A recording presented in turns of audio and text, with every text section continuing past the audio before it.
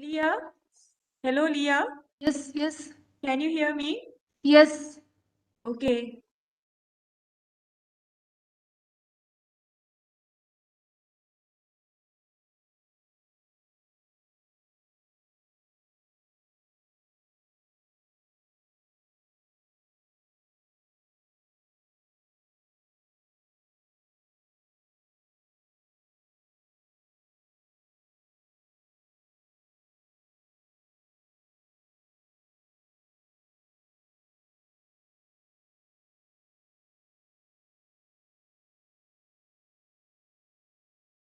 Hello.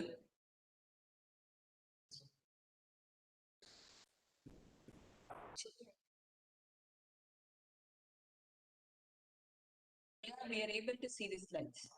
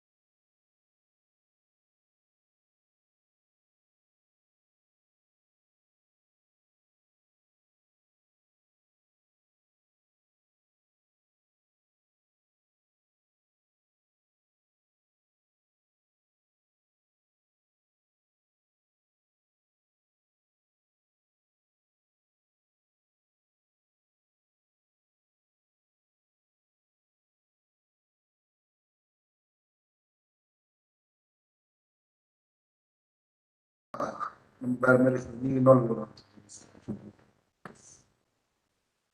muy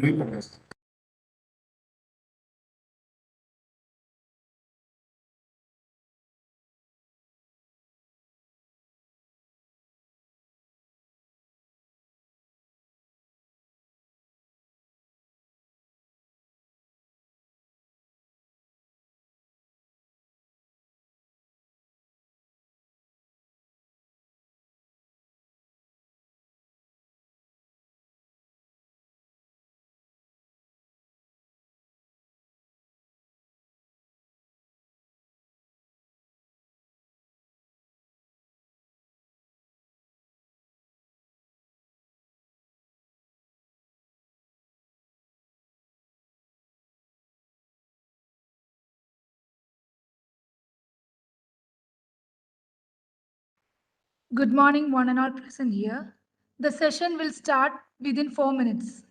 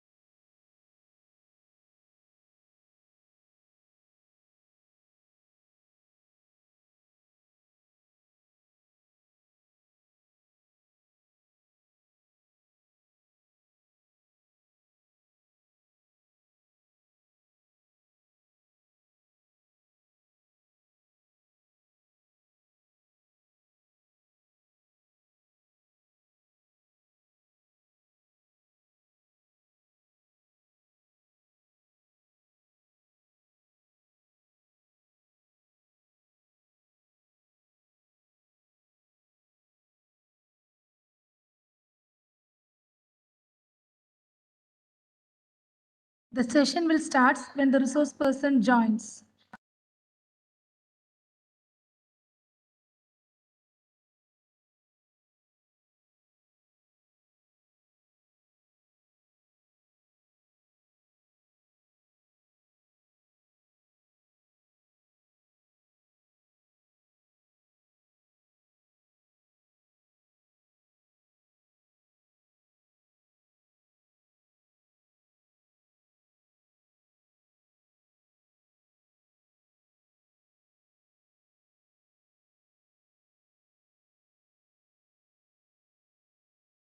Good morning, sir.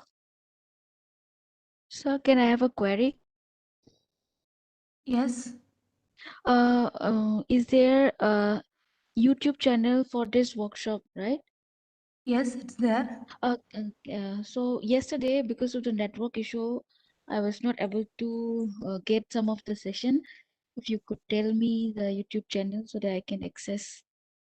It will be shared after the session. Okay. Thank you.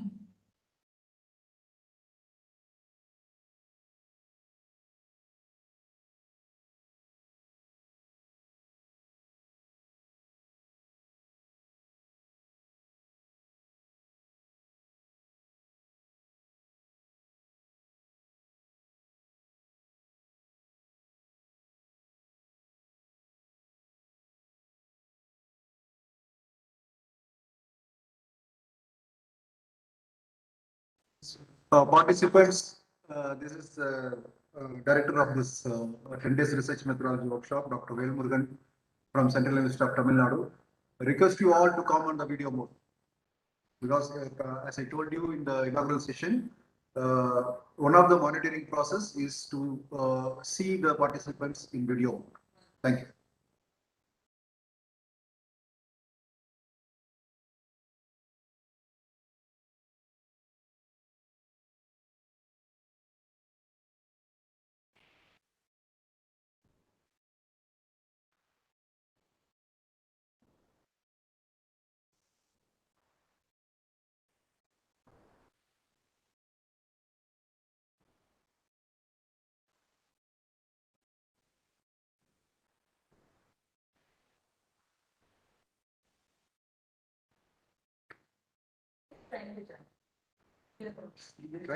Why try that?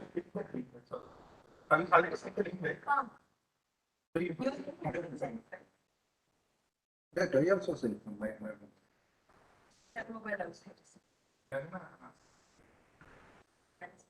Um, yeah, is there? So wait for 1 or 2 minutes. We are waiting for the resource person to join online. Just wait for 2 minutes.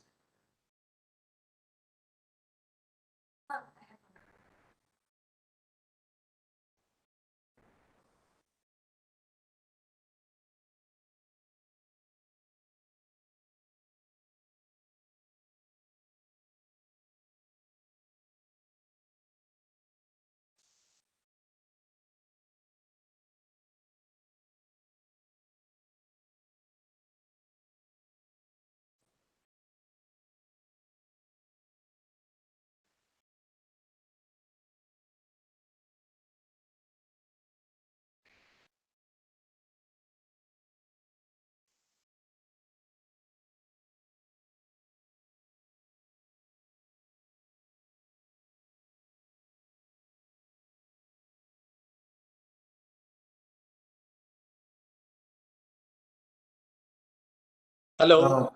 Professor Ilangon sir, able to hear me? Good morning. Good morning. Good morning, sir. Good morning. Very good morning. Hello. Yeah, good morning, sir. Professor, can you hear me?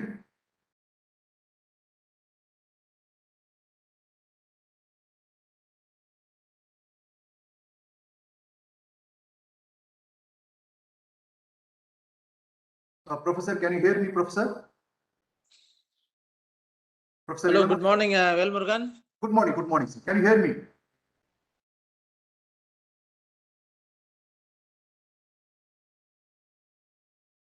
Can you hear me, sir? charming wishes and enthusiastic friends for the inauguration of Pratibha Sangam and K. Nagarajan Sir's Memorial Lecture. Sir, good morning, sir. Can you hear me? Listen, you don't need to shout or cry out loud because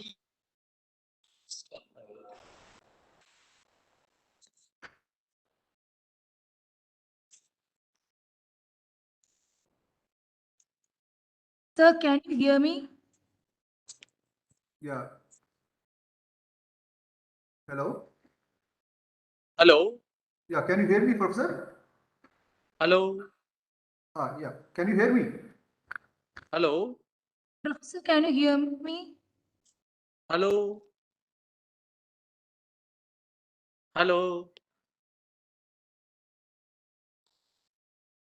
But sir, can you hear me, sir? What about other participants? Can you hear? Sir, Hello, good morning. we are able to hear him, sir. We are able to hear Professor. Yeah. Okay. It's okay. Voice is okay. Okay. Very good. Very good. So, Resource person voice also we can hear, sir, very clearly.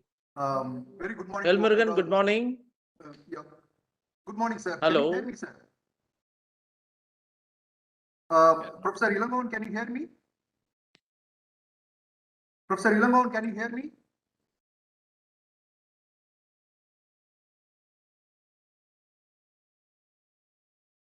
Professor Ilangon, sir, can you hear me?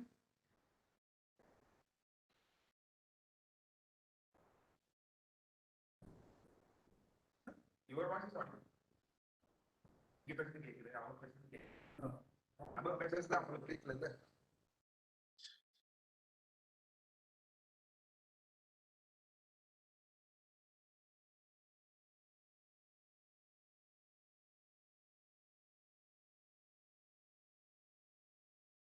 Sir நீங்க பேசுறது எனக்கு கேக்குது நான் பேசுறது உங்களுக்கு கேட்கலையே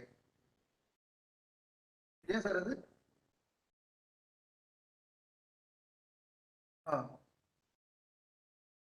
check பண்ணீங்க sir ஏன்னா because we are going to start all others are online actually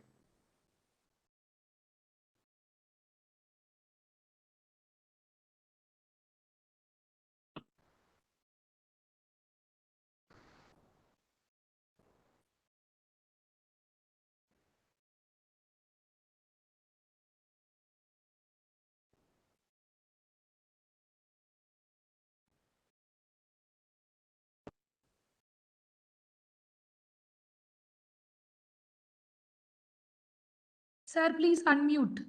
sir yeah you have to unmute sir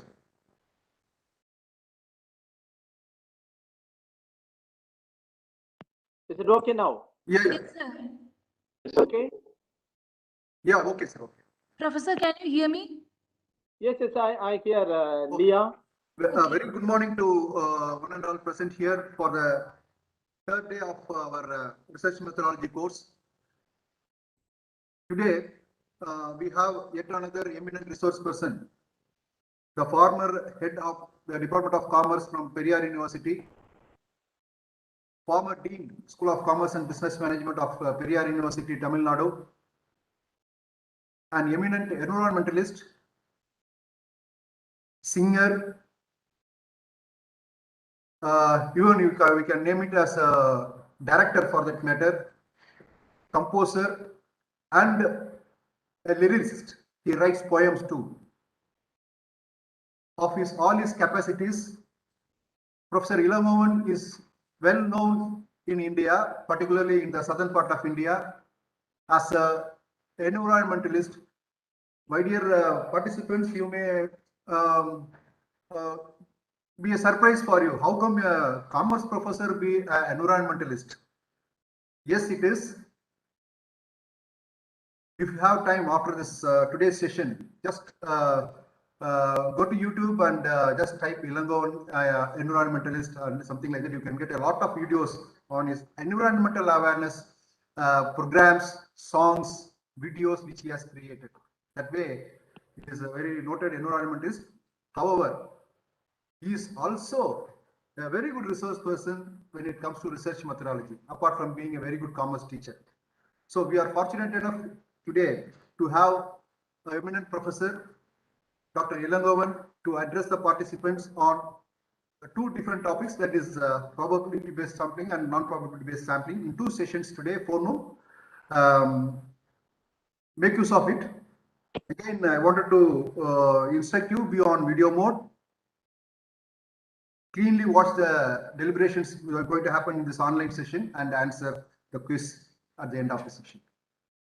Good day. Good Professor, morning to one and all. You can take over, Professor. Good morning to one and all to the third day of 10 days ICSR Research Methodology Workshop.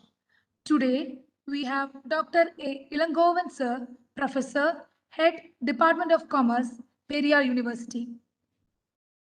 Dr. A. Ilangovan is currently working as Cluster Head, School of Business Studies, Professor and Head, Department of Commerce, Periyar University. His PhD work is on environmental marketing, connecting environment and commerce, is first of its kind in India. He has received Best Research Paper Award. He has been awarded with the UGC Ukiri International Project on the theme of Access to Land, Implication of Customary and Private Land Right for Food Security, with a grant of 2 crores. He has presented 22 research papers at both national and international level. He has produced 17 popular articles. He is instrumental for forming research forum in the department and initiated department journal for the benefit of the research community.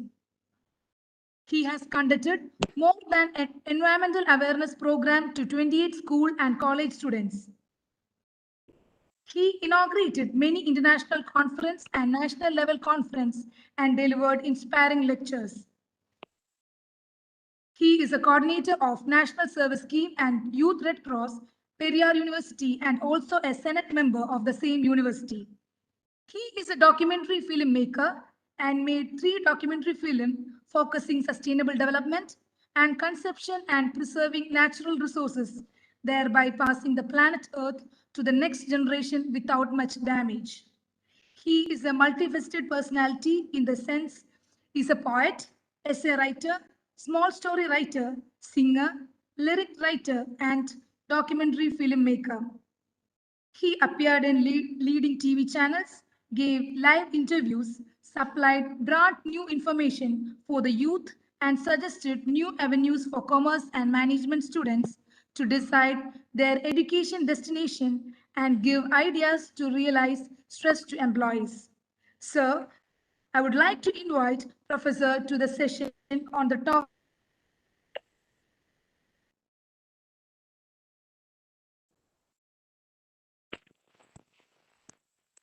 Sir, you can take over the session. Thank you, Leah, the research scholar. Most respected Dr. Velmurugan, Dean School of Commerce, and he is my good friend, and we are associating more than 1.5 decades. I'm really happy, and I thank Dr. Velmurugan that he has invited me and join in this research workshop. Thank you very much, Dr. Velmurugan, and the other team members of the department. And here I would like to thank the ICSSR director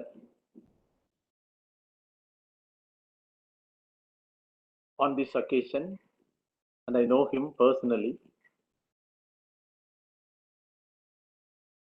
My dear research scholars, the other participants who are all on the digital platform.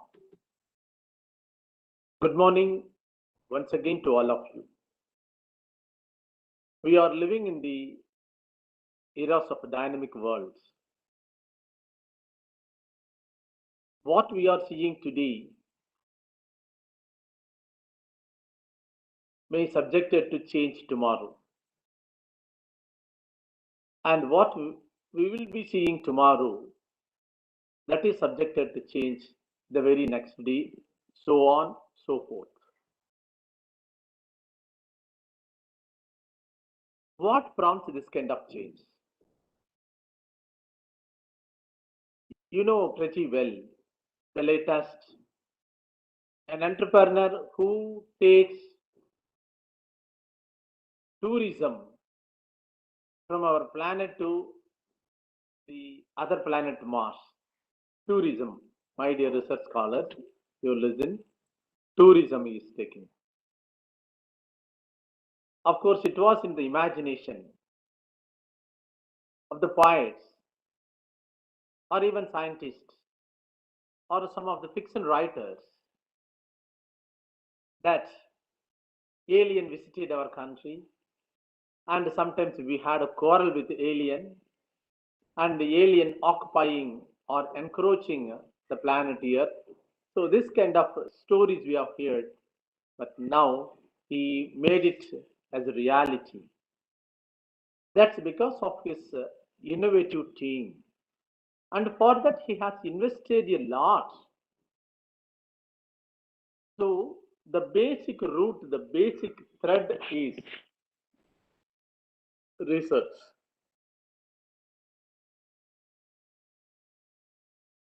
Even I remember that I would like to recall 2 decades back when I delivered a lecture in a university, and even I said that day is not far away. Certainly you will get everything by a clap. Everything by a clap, don't forget. Everything by a clap. So that is what happened today. So this is mainly because of the research. And here I would like to take few minutes of your precious time for conducting a research. I would like to share one point here. Basically, I'm a commerce lecturer. Due to the continuous observation took place in the society, made me to think interdisciplinary. It was in 1997. People used to mock at me. Science teachers used to blame me. Even some of my friends and also the colleagues in my university used to blame me, used to scold me. Then why you have encroached our area? That means environment. At that time, I was mocked at. But I have not given up. I have continuously worked, and I had a strong belief that there is a strong connection between commerce and environment. That is because of my attitude. What I would like to emphasize here is that the researchers must have a very, very strong attitude on the chosen area, on the chosen job. You may be criticized, you may be mocked, and sometimes the happenings may makes you to give up your hope and work and to shift your concentration from one to another. It is an appeal to all my research scholars. Don't do that mistake. When Professor Velmurugan introduced me, Professor Ilangovan is well known as an environmentalist than a commerce professor. Yes, I agree. Now, Ilangovan is, to a certain extent, identified as an environmentalist. That's because of my research. That's because of my topic and because of the work what I have been doing after my research. Let me share one more experience with you, my dear research scholars. I am very happy to share with you.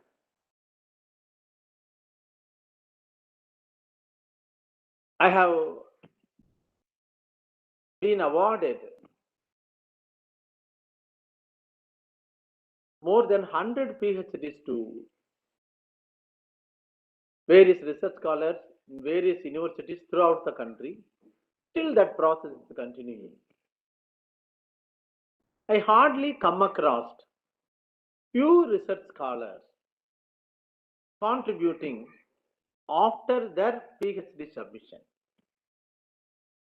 That is one of the reasons why we are not able to come out with more quality research in India.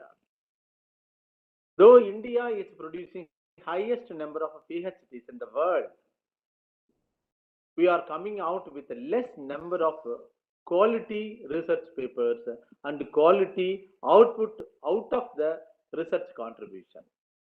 This is mainly because people simply forget the hard work what they put till they are awarded PhD. Once they got the PhD, then they are forgetting, yes, the job is over. That's all. Like that. That should not be. See, you are putting your hard work for more than 3 years, sometimes 4 years. This work should give you a good return.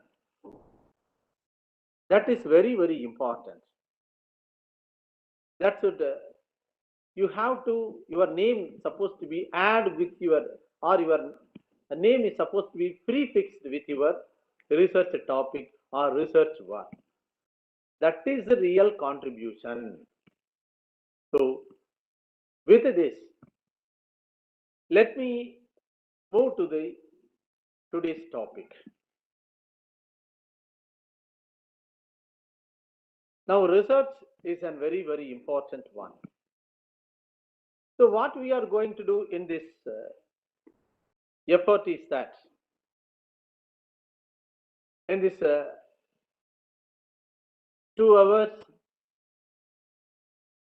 and 38 minutes, so what we are going to learn is we are going to learn the heart of the research. The heart of the research is that sampling. So what for we are doing research? We need some research. We need some solutions for an identified problem. Those problems which are haunting the society. Those problems which are impeding the development of the society. Those problems which affects the growth of the individual and the society collectively. So therefore, we are going to learn how to frame a sample, sampling size, sampling processes. And we are going to understand about the difference between probability and a non-probability sampling, or random sampling or non-random sampling. And what are all the relative advantages and disadvantages of these sampling methods? Can we do your research without sampling? This is an important question. You can raise yourself this question. Can we do a research without sampling? It's highly difficult. Highly difficult.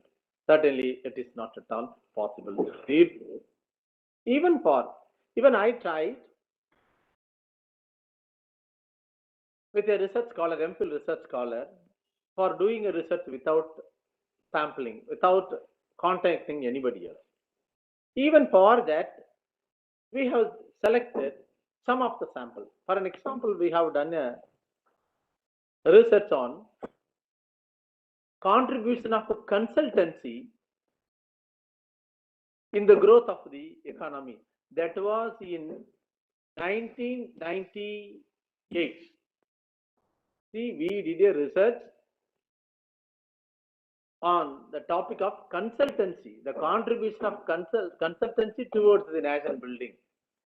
It was in 1990s. At the time, the concept was not at all a popular one. It was practiced in a limited concerns only, consultancy. Now, consultancy is a very, very popular.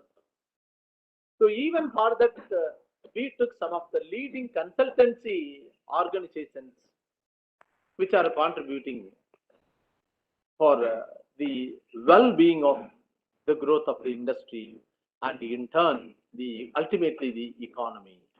That way. So let us make an attempt to understand. So what is research? Most of the time it happens that. Most of the time it happens that. And even research scholars not coming out with the exact understanding of the research. See, the exact understanding. I am referring understanding. I am not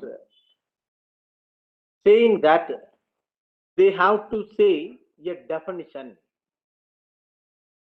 Here I have given one definition by Kerlinger, which is a comprehensive meaning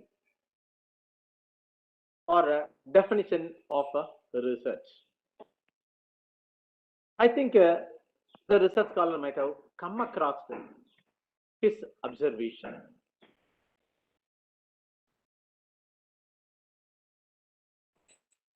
Research is supposed to be based on scientific only.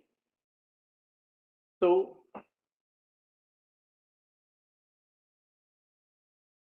scientific research is systematic, controlled, empirical, and critical investigation of natural phenomena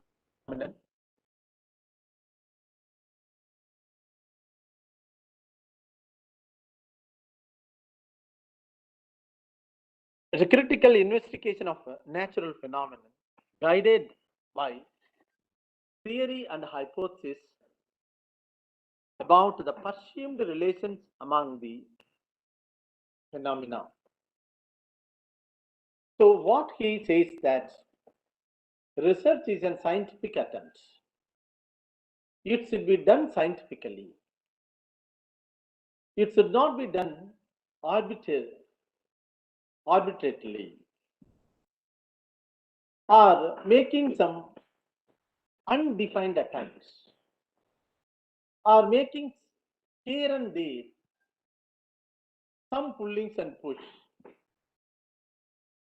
and expecting a quality output. That is not a research. So your attempt should be based on a scientific method. So therefore, any research, whether it is a social science research or it is a science research, so the scientific research is called a scientific research. The research is called scientific research when we are following the procedures properly. So scientific research is systematic, controlled, organized, empirical, and critical investigation of natural phenomenon guided by theory and hypothesis about the perceived relationship among such phenomena.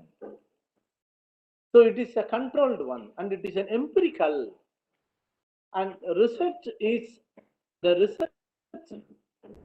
For a strong research, you must construct a very strong research question. If you wanted to be good in research, you wanted to be called as a good research scholar. If you are called as an eminent, then you must be so critical. You must be excellent in critical thinking. critical thinking, see, when people criticizes, don't bother about it. You try to imbibe how they are criticizing. So what prompts to come out with this kind of a critical thinking? Here you take the fiction writer.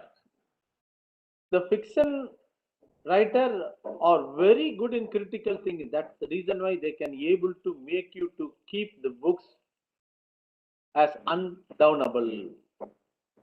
Because he keeps your attention, keep your mind, keep you completely altogether on the chosen subject because of their critical thinking and their excellent presentation. So therefore, the critical investigation is the important act of the various actions of research.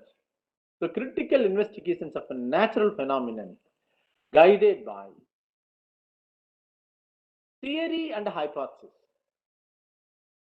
So here, why our science research, social science research, not so good? Because most of the time, most of the research I have come across, not based on a theory. That is very, very important, and very particularly commerce people. You have got a plenty of theories in all the aspects. Hardly research are coming on the subject of accountancy.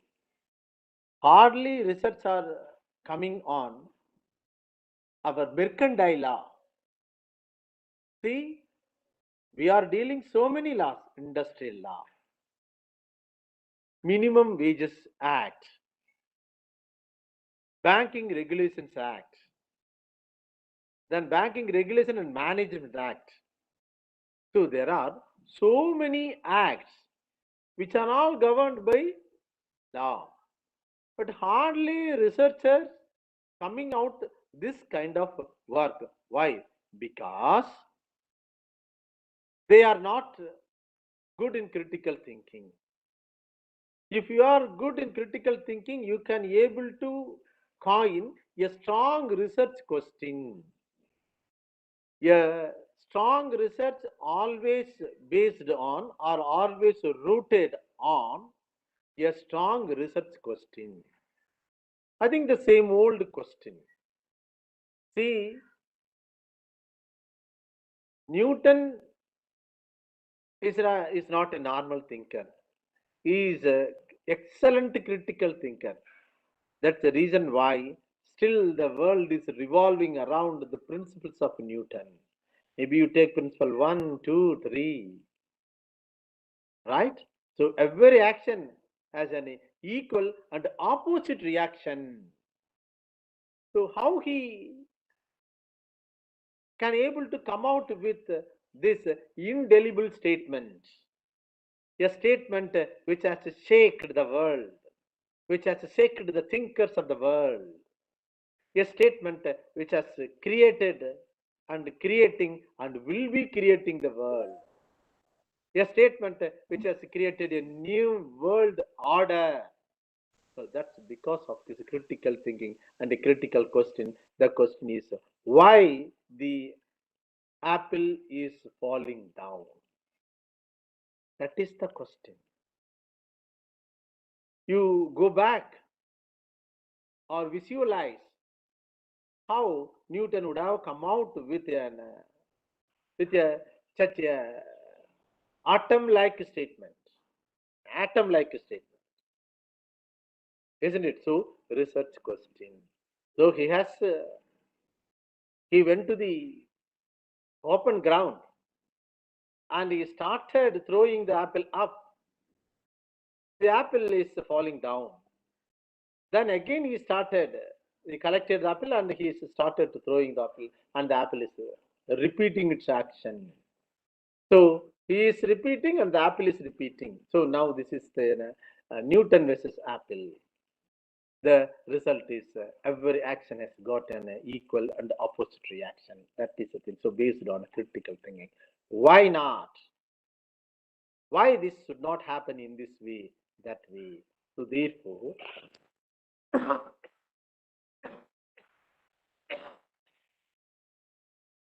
therefore, researcher should be very, very strong on critical thinking, strong on research question. Once you are satisfied about your research question, then other things are very, very easy. Why I am talking about this? Sampling precedence research question, right? So research question based on a theory, research question based on the real happening. And it should not, see, for an example, let me tell you one thing. See, you may claim that you have gone to your construction is scrapping the sky, or every day multi-stage of satellite being launched. Okay, I agree. But still, we have not addressed the basic problem. For an example, you take in the medical field cancer. Why cancer has not been addressed so far? Now you have created a lot of digital world, digital platform. So much of things happening this way or that way, but still we have not been able to address the bottom of the pyramid problem. That is the cancer. The cancer, I think every 3 seconds, some maybe in our country, every 3 seconds, few thousands of people inflicted by or affected by cancer, and because of the environmental pollution or environmental degradation. So there are so much of research has to be done. Even Einstein observed that only 6% of the earth resources being researched, remaining 94% yet to be researched. So therefore the 94% waiting your golden sight, your golden observation, your golden action for undertaking a research, a strong research. So therefore, what I would like to say is that we need a very strong research. Very strong research we need, and that is supported by or followed by or based on a strong research question. Okay. The important components of, let us see, the important components of empirical research. Most of our social science research are empirical, and science research are the research on the existing things, so they are discovering, and few are invention. I think you know the difference between invention and discovery. As a research scholar, you might have come across these things. What is invention and innovation, and invention and discovery? These are all the basic things. And here I would like to tell you one more thing, that don't be on only one subject. Try to interlink or multi-link the subjects. When I was doing a research, I was criticized. In the last 1 decade, people are talking about interdisciplinary. Now, more and more people talking about multidisciplinary research. Here, I would like to share one important things happened in my life, in my career. I'm a commerce professor. For your surprise, my dear, I have been doing a project with Hertfordshire University, London. For the Indian side, I am the principal investigator. For the government of Britain, Dr. Julia Dagdevirin was the principal investigator. And here the subject is that the access to land, private land, and its use in providing food security. In the project, we are doing one research on how climate change affects the food security of the future generation. And here in this connection, we have published a research paper, the world top journal, Environmental Research and Management. You can see our paper last month published, top journal. That's a 4-star journal that we have published paper. And in our team, we have economists, we have commerce people, and we have law people, and we have science people, whatnot. So it is a multidisciplinary research. Because of the multidisciplinary thinking, we can able to strike a very, very prestigious project. Of course, a few lakhs of people tried for this project, and ultimately we scored success. That's because of the multi-thinking. And here, all the people drawn from different disciplines. You think what kind of coordination, what kind of understanding, what kind of thinking is essential to undertake a project like this. So therefore, on this occasion, I appeal to all of you, maybe research scholars or maybe staff members or anybody else who are all listening this program, try to think multidisciplinary. Certainly your success rate will be 100%. Take it from me.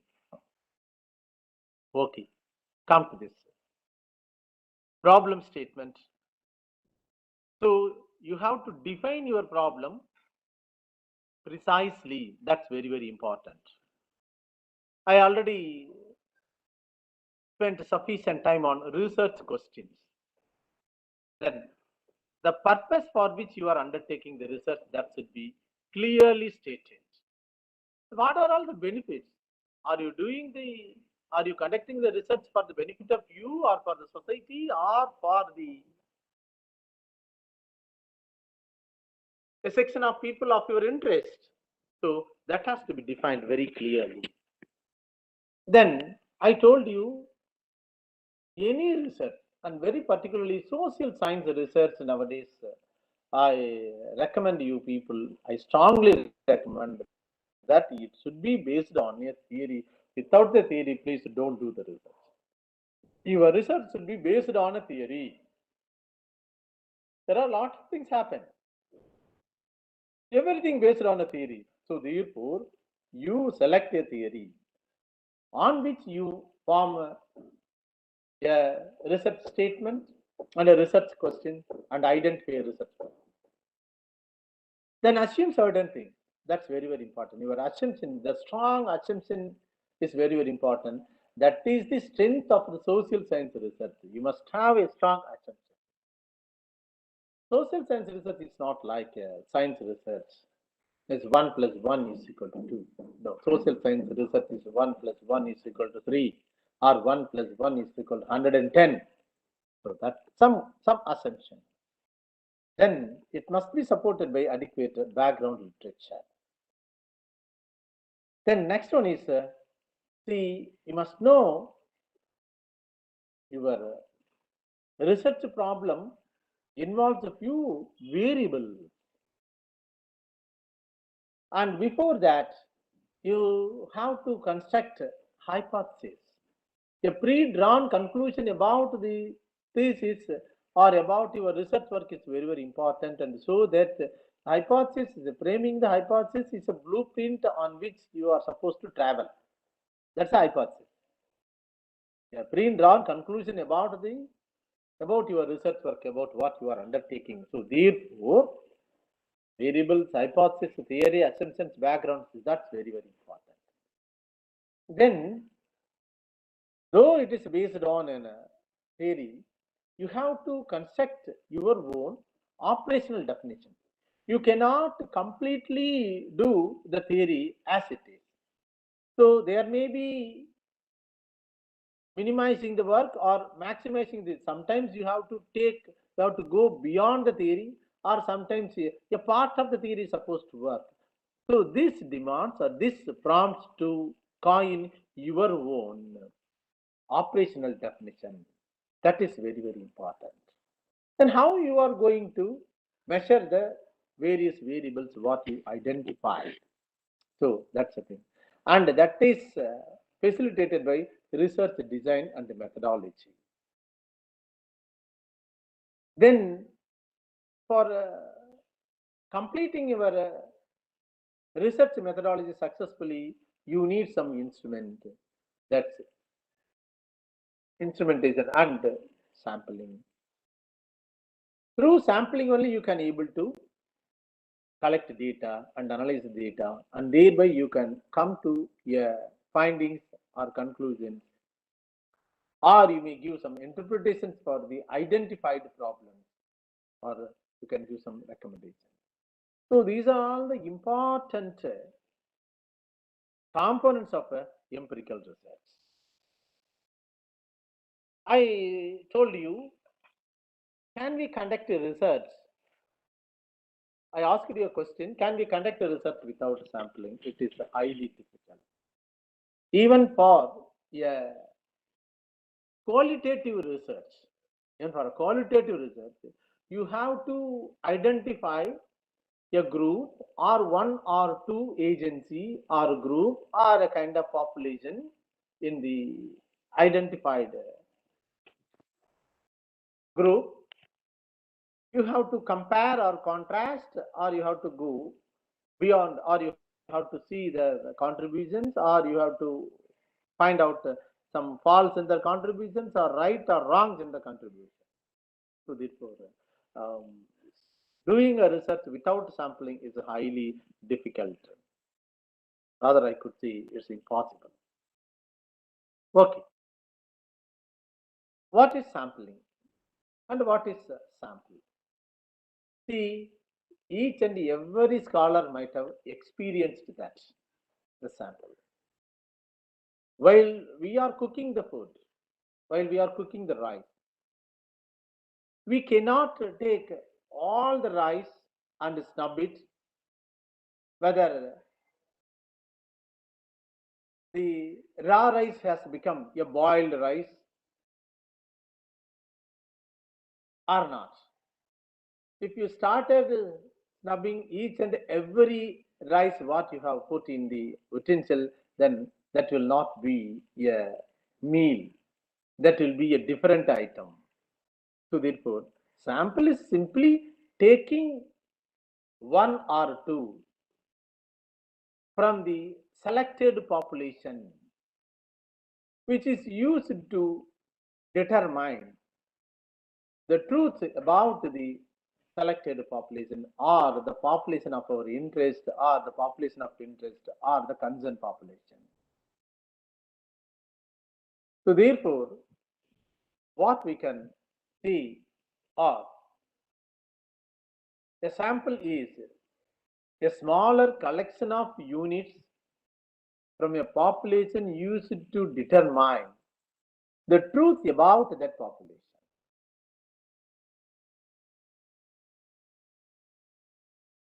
If you really wanted to test the coffee of a new brand, you cannot go for the entire lot for preparing a coffee. Just a few grams of coffee powder is enough to see that whether this sample coffee is good. So the sample smaller collection of units from a population used to determine the truth about that population. Why we need sample? Why don't we? Somebody making noise, sir. We can't hear your voice. Here no voice. I am sitting singularly. It's 1 minute. One minute.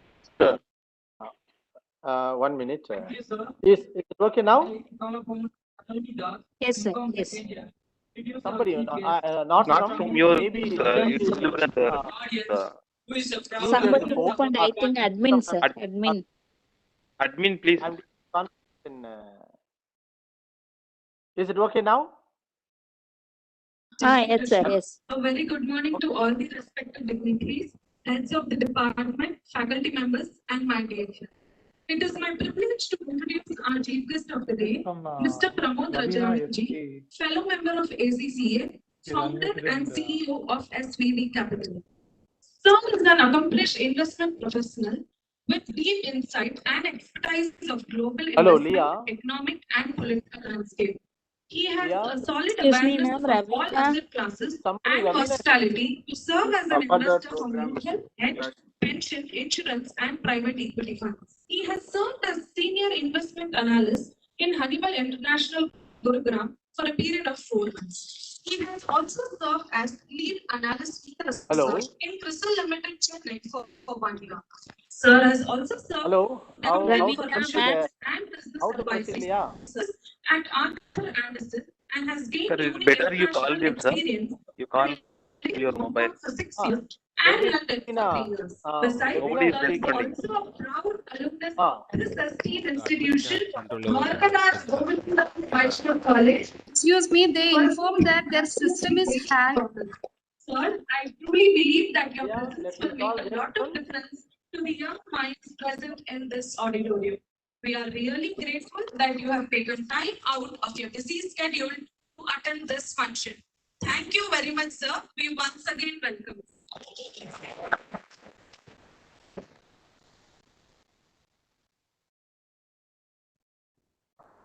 I request Mr. Pramod Rajani, sir, founder and CEO SVB Capital, to address the gathering and for the memorial lecture of Professor K.L. Nagarajan, sir.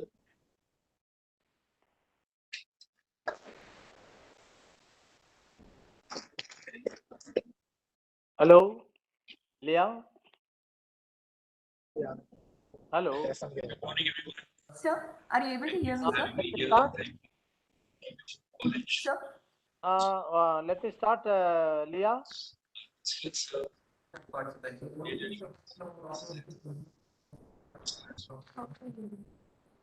Can you hear me now? Okay, great.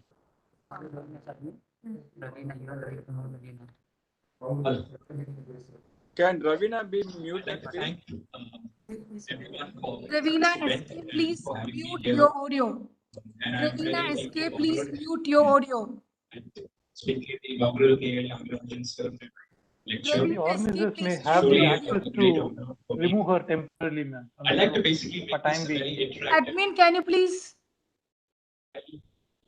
Put down with this. Sir, there is one. So, Leah down in a also minute, but I opened just her want to basically start off by Sir, there is one participant acknowledging who is speaking. exactly how a strong foundation Yeah, K.L. I'm Nagarajan sir unable has to built. mute. As our sirs have tried.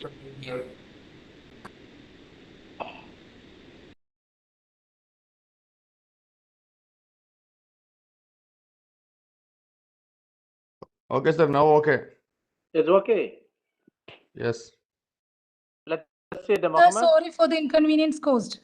Sir, really sorry. You please monitor, madam, Leah, madam. Sir, Nobody is here. Sir was asking. Nobody is responding. sir, we were. Sir, sorry. Somebody should monitor the this thing. Sir, the admin system got hanged. That's why. Really sorry. Okay, Leah. So even though we are all we are ruled by machines, human beings always best. No, machines always creates a problem and interruption. Even this also needs a research. All my dear gatherings. Okay, Yes, it's no problem. Right. but it was going very interesting, sir. Class suddenly it has disturbed. Oh, it's all right. Don't worry. Right. So why we Yes, need? sir. We are really enjoyed, sir. You have told me as multidisciplinary. Now only we got this Yeah. idea. Yes, sir. Yes. What I have been doing a research. I am the only commerce professor in India doing a research on science. And Yes, sir. We are also commerce students. Very glad to hear this, sir. yes, tomorrow I will be coming there only, but not Tiruvara University, but I'm coming near. You can very well we can have some interaction also if possible, right? Thank you, sir. And Thank you, sir. then you can just you go Green Earth Research Foundation, type YouTube, then you can see lot of my works on environment. on environment, green research. Okay, sir. Okay, So sir. I'm going to come out with the first of its kind of book in the world on commerce, combining environment shortly, and that's for you people, that's for your generations. So that's the thing. All right. So here, so can we do a research without sampling? It's highly difficult and rather it's impossible. Can do, and I also tried. So what I'm sharing with you, no, I already tried when I was a young lecturer. I used to do all kind of innovative things. People used to mock at me, but I never bothered about it. I used to always go for some explorative things. So that's the kind of thing. So that's the reason why I did a research on combining commerce and environment. Even still, I remember when my Viva was conducted. Then all department heads, all science pros were the participants of my Viva examination. So that was the kind of a thing. So I could able to answer the things. And people used to say, even now, when I used to deliver a lecture in IIT, people used to see that you are talking more environment, you are talking more chemistry than commerce. Then that's people used to see that. So in that way, so that was multidisciplinary is an order of the day. That's the reason why. See why people in the world or people outside the India are leading the world, because their research is a multidisciplinary one. That's what in the very beginning I said. Research is very dynamic. We must have an attitude of incorporating those changes which are taking place around us. That's a research that itself needs, that itself demands a courageous thing. Researcher must be courageous and forthright forwarded, so that they can able to come out with the truth. While you are conducting a survey, you may come out with a positive result or negative result. You don't bother. You don't expect always a positive result. You expect a negative result, and thereby you can come out with a strong recommendation, strong suggestion, strong conclusion. Suppose if the people are not ready to do it, in that case, you jump into the field and work. Then you will be identified as a different researcher. So that kind of an attitude is an important, very, very important. All right. So therefore, so this why we need a sample. See, we cannot interact with all the units of the population of our interest. So here there is a crunch of resource crunch, and a crunch of money, then a paucity of time, and over workload. As a result of that, we need a sample. And see, sometimes when you are conducting each and every unit of the population of your interest, certainly you cannot come out with an exact result. So therefore, samples gives the accuracy. So that's the reason why. So these are all the two important reasons why we are going for a sample. You may raise one question, or we conduct a research without a sample. Of course, highly not possible. So why we are going for a sample? So here, resource crunch and the paucity of money, then over workload. So then results accuracy we may get while we are conducting our research through samples. So that's a thing. Then what is sampling, and what are all the things to be done? I have already explained what is a sampling. It's a representation of a selected population. It's a small representation of a selected population. So that is sampling. Okay. The world is very big. Then how you will select your sample? And there are procedures for that. So that is very, very important. First of all, what you must know? You must know the population of interest, on which category or which sections of the society or which type of population you have a concern and you wanted to research. So there are a number of categories, maybe engineers, maybe social scientists, or scientists, or member of legislative assembly, or member of parliament. How much we are spending, how much the hard earned and paid tax is being spent in the country, and how many research scholars really going through the comptroller and auditor general reports. Anybody? You are all commerce students, all my dear research scholars. How many of you going through the report of a comptroller and auditor general of India? Member Suppose. of Parliament, sir. Yes. The Controller and Auditor General of India is the most powerful autonomous body area. If anybody, of course, if not, so if you are not having now, okay, forget it. Yes, sir, I read And hereafter, you just go, and it's an fertile of research problem, and you will be identified as a great critical thinker. And how much of hard-earned money being spent for conducting an assembly, conducting a parliament, conducting a Rajya Sabha, and how much of the allotted money is spent, how much of the allotted money is being returned, why they have submitted a plan and received money, and why they have not able to spend the money, why they have returned. That means all are attained the standard and all are employed, and why this much of money not being utilized. So these are all number of questions. You can very well see. I hardly come across the such a research, my dears. Such a research. You just go and see a Controller and Auditor General of India for maybe 5 years back and now, and you take a particular scheme. And why the scheme?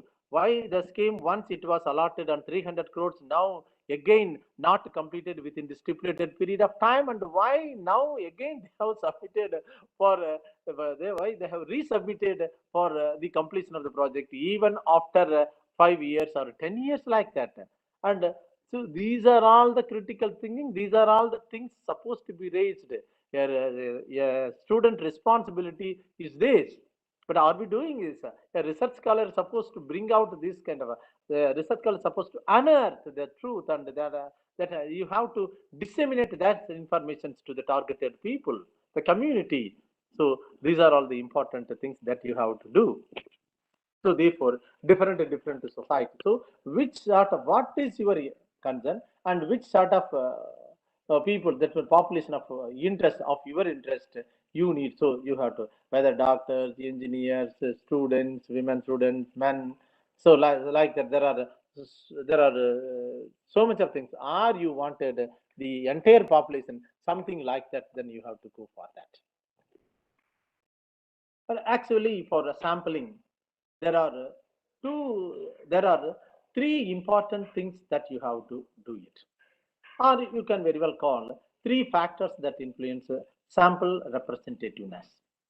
One is sample procedures. The next one is you must have a comprehensive understanding about the sampling procedure. Then you must have a thorough understanding about the sample size. Then what about the participation? Yes, whether you have fixed the sampling procedure and you have fixed the sampling size. What about the participation? Will there be a participation or not? So, research question is, conducting a research is not that easy, and conducting a research with a full-fledged satisfaction of the research scholar and the guide is not that easy. And coming out with the truth, coming out with the correct result is very difficult. So you must have a thorough understanding of the chosen area, the people, their attitude and all, before determining the sampling procedures, sampling size and all. So the first one is sampling procedures and the sampling size, and the last one is participation. You must have a clarity and clear idea about all these three important factors to, if you really wanted to do your research completely as a successful one. And the point is that when might you sample the entire population? You may raise one question. Why, sir, sample? It's very difficult, sir. People are saying that sampling size, sampling frame, sampling procedures, and random, non-random sampling, and even in that there are so many things. Even when there is a slight change from the order, then that will convert the random sampling into non-random sampling, and finally the result may not be reliable and all. So see, this is something different, so something very difficult. So therefore, I would like to go for the entire population. Suppose you would like to know the outcome of a particular brand of toothpaste. You have decided to go for the entire population. Is it possible in a country like us? See, for an example, a particular brand may be consumed by 10 crores people. Will you contact each and every unit of this 10 crores? The defined population, highly impossible. That is not at all possible. So therefore, sometimes this is also happens. The glaring example is sometimes the complete population is taken into consideration as a sample. See, for an example, that kind of action is referred as a census. When you are conducting the entire unit of the population of interest, then that is called census. So what is the population of interest? If I told you, no, suppose you would like to know the attitude of the people towards the vaccination of children. So in that case, the population of interest or the population of the concern is children. Suppose if you would like to know the attitude of women towards the vaccination, then in that case, the women population. Suppose still if you have defined the age around 15 to 20, then in that case, the women in the age group of 15 to 20 is the population of the interest. So these are all certain things. I hope you understood what is the population of interest.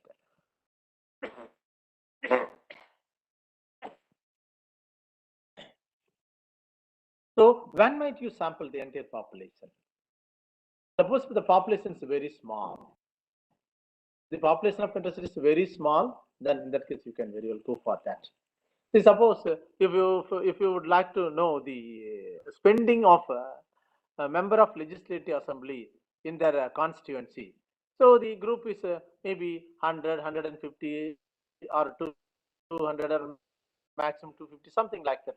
Then you can go for the entire MLAs are interviewed. So this is, in that case, you can go for the complete population. Here, the population of interest is member of legislative assembly, and that is the population of interest. And here, the population is also very very small. So therefore, you can very well study the entire MLAs and their fund spending for their constituency, and are they spending, are they returning, and if they are not spending, why? So that kind of thing.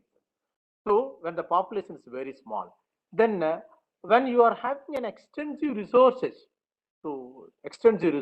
then you are having a plenty of time and resources, then in that case you can go for the complete population. Then when you are not expecting accuracy in result, when you are expecting some result but not an accuracy, in that case you can go for, you can take the entire population. So therefore there are three occasions which prompts the people to go for the census or the entire population. Sample as the entire population, like when the population is very small, when the organization or the research are having an extensive resources, or when the research are not expecting the research, not expecting an accuracy of their undertaking, then in that case they can go for the entire population as a sample. Okay, then what is that sample representativeness? Here I have given you a slide which depicts on the left hand side, you can see this. I told you we cannot select samples of the entire population. Say for an example, if you are having 140 crores, certainly not possible. So the first picture depicts that the entire population. I mean, so that is on the right side, the entire population. So that is the theoretical population. Technically, we can call it. Then from the population, here you have to select a category, or you have to select a kind, or you have to select a particular group of people. And that is going to be subjected for your study. So that is the study of the population. That is the population of your interest. The entire world, you take entire world. Or you take the entire India, the population of our country, the entire India. And here you would like to know how many of the people really interested in the day-to-day happenings of a metro. So therefore, in the country, which metro, see for an example, Trivandrum, or for an example, it's Bangalore, or Chennai, or Varanasi, or Rajasthan, Jaipur. So therefore, and that particularly the population living in the limit of the metro limit. So that is the population of the particular research interest. So next one is then you have to go the sampling frame. The sampling frame is the list of the potential persons to be selected as samples. See for an example, if you go and see the people living in the metro of a particular metro, then there may be a voter list or maybe a list in the corporation office, you can collect it. Suppose if you wanted to, if for your study, I will tell you one more example. You would like to know some of the corporation activities in one of the corporation of India. So here you have chosen maybe Chennai.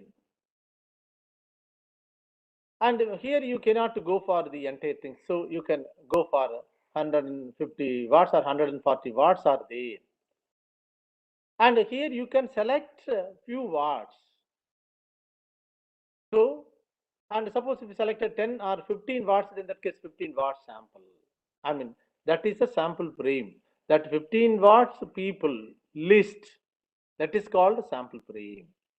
Then sample from the 15 watts total number of people. For an example, from the 15 watts, the total number of people is 1,50,000. And here also not possible to go for such a big sample of 1,50,000. So here you would like to do only 1% or 2% or 3%. So that is called proportionate sampling. Here I would like to say proportionate sampling. And here the 1% of the total sample. For an example, 1,50,000. 1% how much? 1,10,000, sir. Oh, no, the total population is 1,50,000 here. 1%.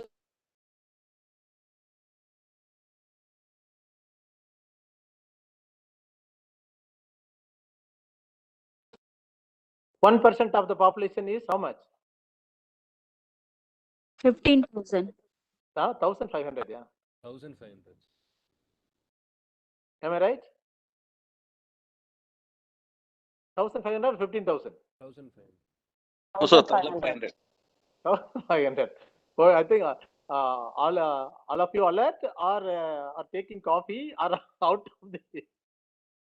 So 1% of the population is 15,000. I mean 1,500, right?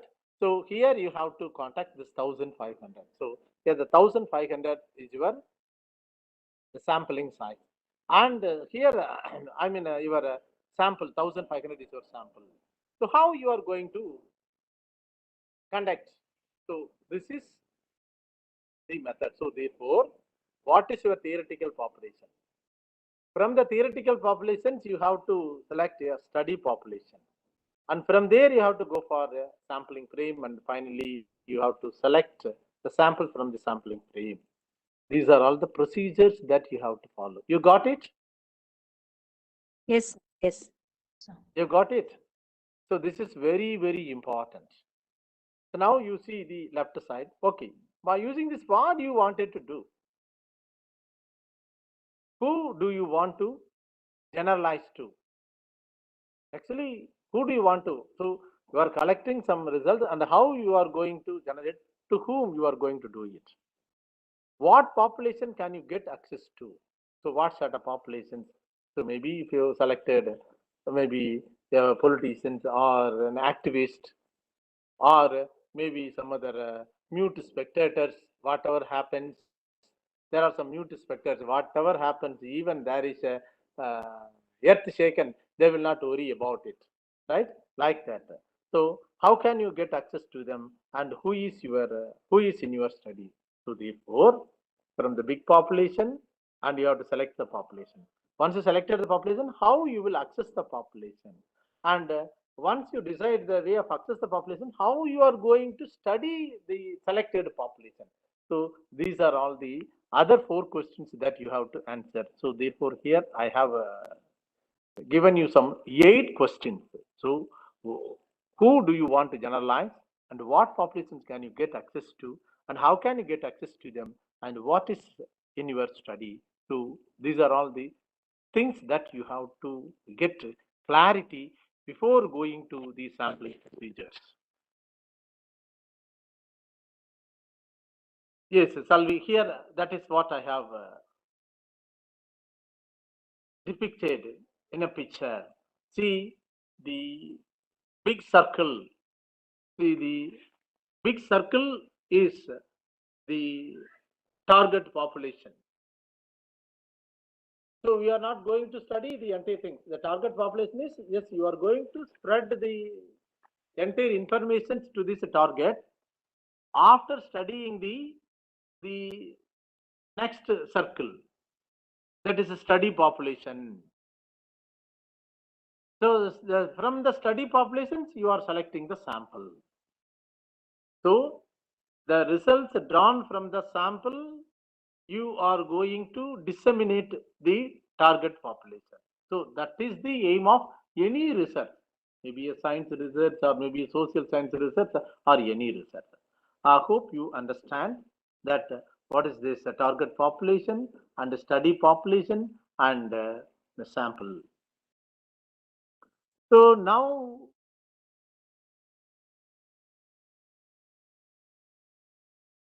we can very well go for the different types of the sample.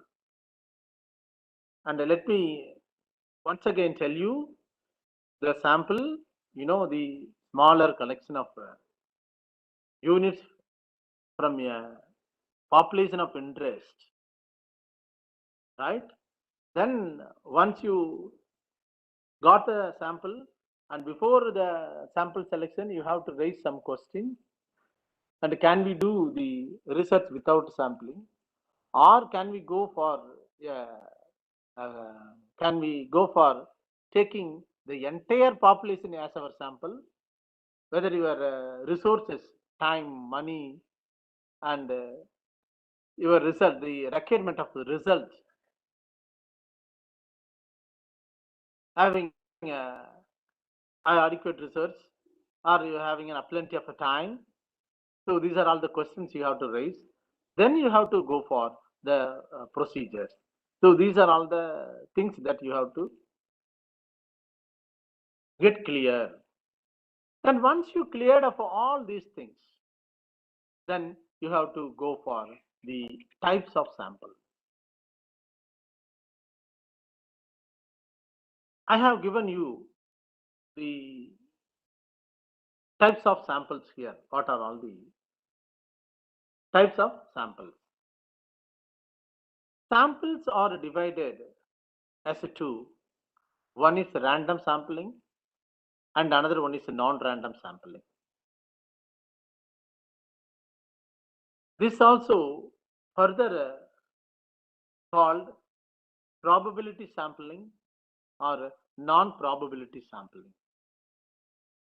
So when we are tossing a coin, you may get a tail or head. So there is a probability. There is no probability of happening both tail and head.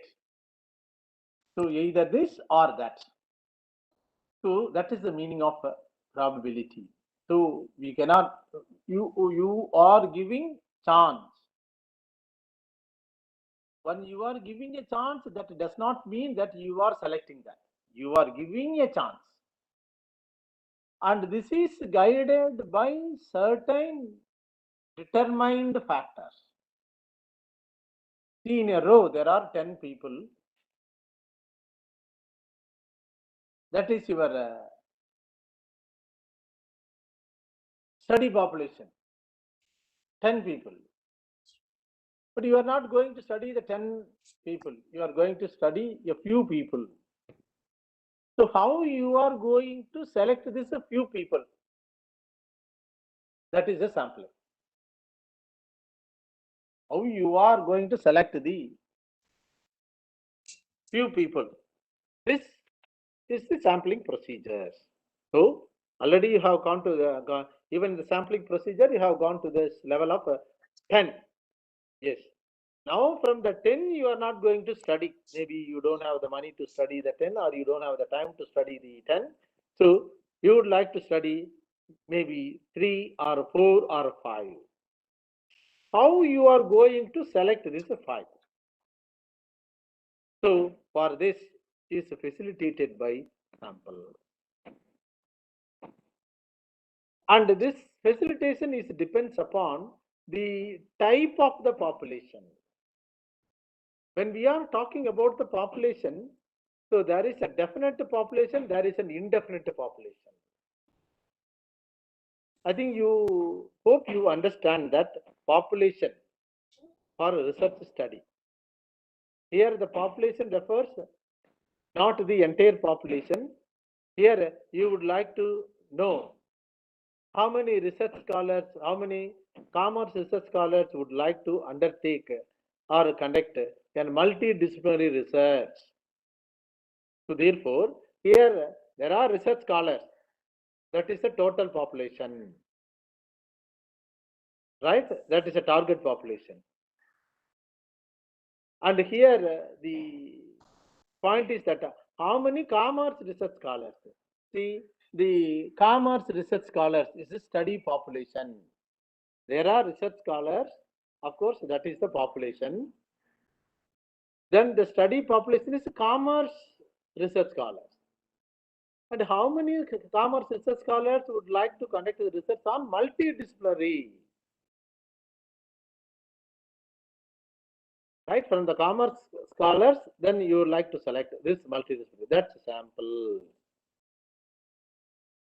And then you can very well, how you are going to conduct this study. So result. Suppose if they say, I would like to conduct a multidisciplinary research. So what are the subjects I would like to looking for? What are all the subjects I am supposed to familiar? See, here I would like to supply 1 or 2 points. I think that will keep you motivated. See, for a multidisciplinary subject or interdisciplinary subject, you must have a thorough knowledge of both the subject chosen. Suppose if you have chosen commerce and maybe biotechnology, or suppose if you have taken commerce and environmental law, so you must be good in law and you must be good in environment. You must know what is a greenhouse gas, what is a carbon monoxide, and what is the environmental degradation, what is the post-consumption effect, what is a green product, what is a green technology, then what are all sustainable development goals, how sustainable development goals and the economic development and the commerce and the present research work is connected, and when Earth Summit started, what kind of resolutions they have taken, and why that resolution maybe in 1972 they have taken a resolution still not conducted, why people gathering very frequently under the banner of International Conference on Climate Change Conclave, not able to include, not able to come to a conclusion, not able to get the consensus of all the 200 nations. So you must have a thorough knowledge about the particular topic. Suppose if you like to do an astrophysics, then you must have a strong fundamental physics knowledge, physics subject knowledge, and how this physics evolved into an astrophysics, and how this astrophysics can be completed. Astrophysics is completed like this. So this is something very, very important. Very, very important. You must have a very strong knowledge. So this is the point I would like to do. So therefore, now you come to these types of samples. I think can we start this types of sample after the break?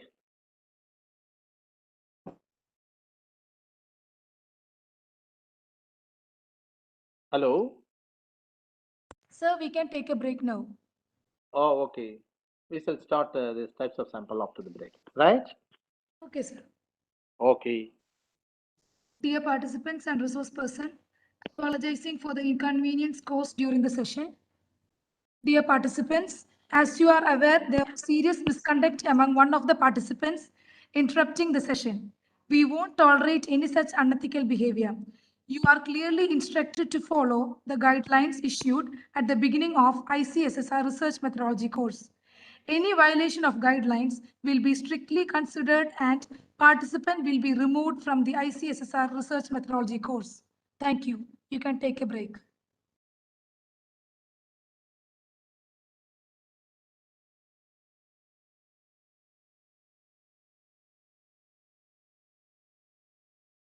Hello, at what time the session will restart? We can restart the session at 12 o'clock, sharp 12 o'clock. Thank you.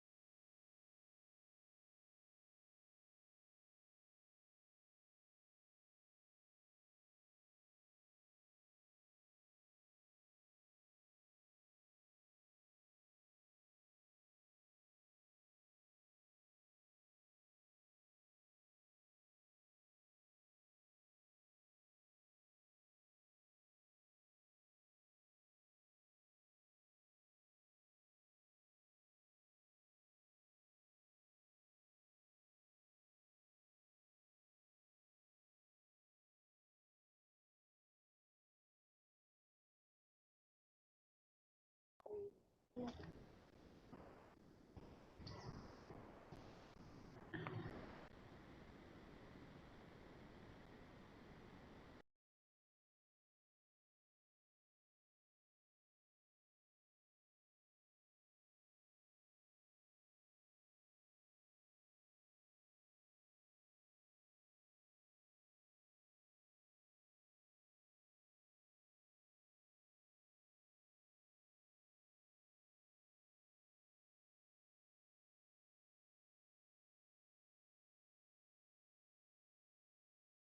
will start the session within 5 minutes, waiting for the resource person to join. Thank you.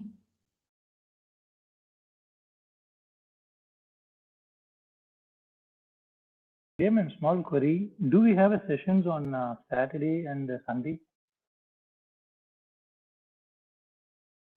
Saturday we don't have, Sunday we have. Okay.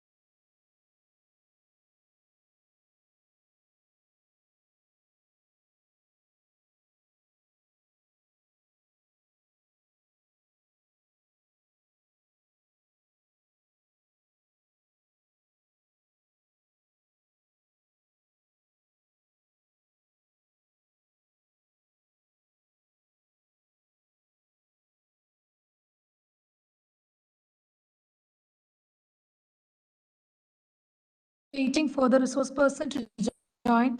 Please wait for 5 minutes.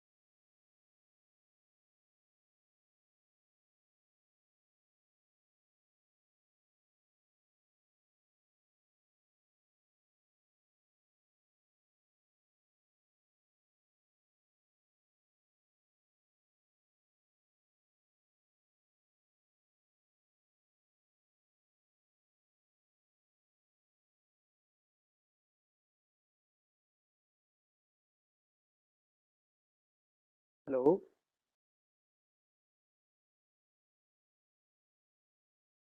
Hello. Sir, good afternoon. Yes, good afternoon. Shall we go for the second session? Yes, sir. Hello. Sir, I will share the PPT. Yes, your voice is not clear. Maybe Amal Sabah. I will share the PPT now itself. Oh, PPT, okay. Sir, You put I will the share PPT, no the problem. PPT. Okay, sir. You can PPT, start the okay, you session. put the PPT. Yes, yes, yes, okay.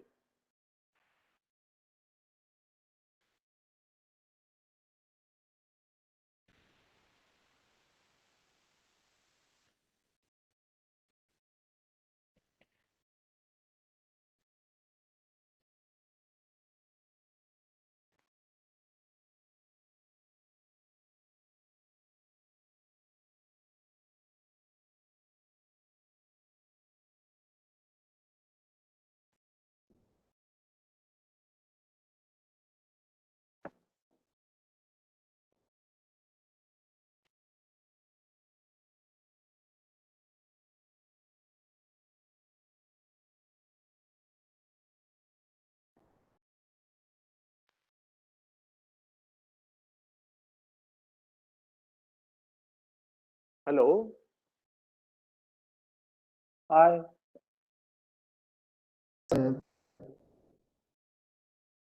Hello.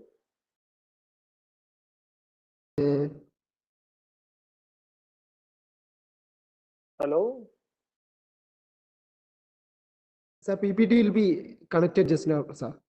Okay, okay, okay.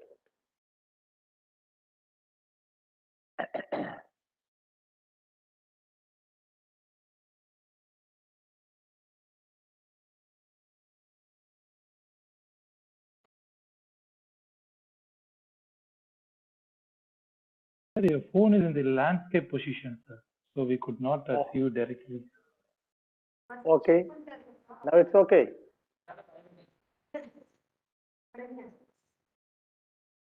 It's off.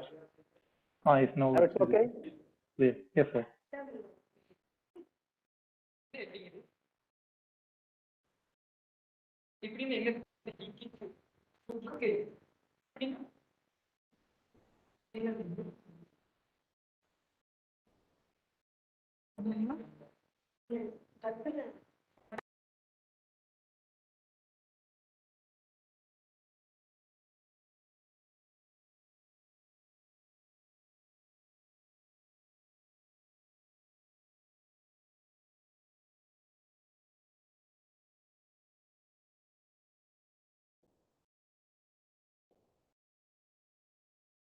So you can start the presentation now.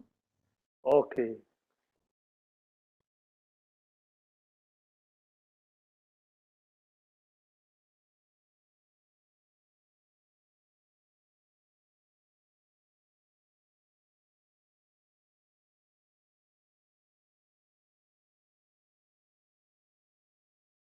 So shall we start the session? Okay. Hello. Yes, yes, sir. Okay. My voice is clear. Yes, sir. Okay. Yes, sir, you're audible, sir. Yes. After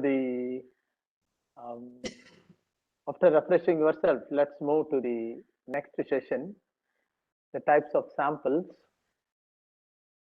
As I told you at the fag end of the first session, the sampling is divided into two types. One is probable sampling and non-probable sampling, or probability sampling, and another one is non-probability sampling, or random sampling or non-random sampling. So these are all the different, two types of samples: probability samples and non-probability samples. Okay, a probability sample. You know the meaning of probability. So here, probability means we are considering, but there is no chance that the considered units will be selected. In the case of probability sampling or random samples, the population of the study group, the population of the study is given equal opportunity.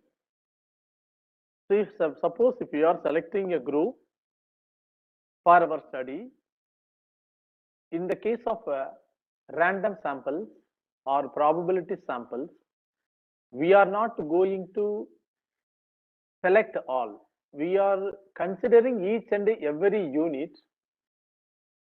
We are considering each and every unit, but we are not selecting all. So consideration or considering or giving a chance does not mean that they will be selected or that the considered unit will be selected as a sample. In a population, each and every unit is considered or given a chance of being selected as a sample. If that type of sample is called probability sampling. The result is accurate. And there is a satisfaction that each and every unit of that particular study, I mean the people of study, is being considered. So that is the meaning of probability and or random sample.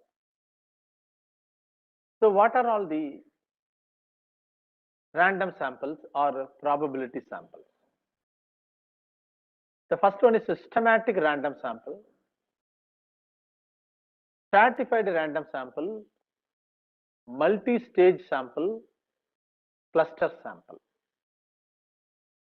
And the other types is a non-probability sample, accordingly convenience sample, purposive sample, quota sample, snowball sampling, then judgment sampling, then few other samples are coming.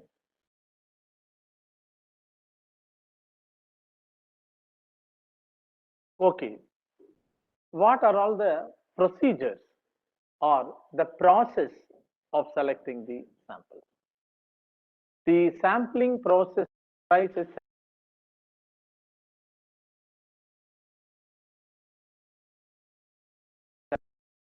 comprises several stages.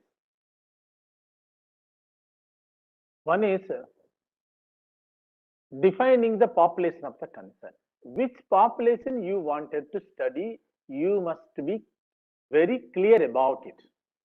Suppose if you wanted to study the school going children's purchasing attitude of shoes, even in that if you wanted to study female, or you can study male, or you can study both. So therefore, which type of population if you wanted to study, then it is the discretion of the research scholar. And what he wanted to do, it depends upon what he wanted to do or what he wanted to convey or what kind of findings he wanted to do. So that is the thing. The next one is specifying a sampling frame. Sampling frame, you know, the population which you wanted to study. So therefore, you prepare the list of entire population. Suppose if you wanted to study the attitude of 8th standard of a particular school, then in that case, the population is less, I mean 8th standard of that particular school. Even in that, you can go for a census, that is also a random sampling or probability sampling, because you are considering each and every one.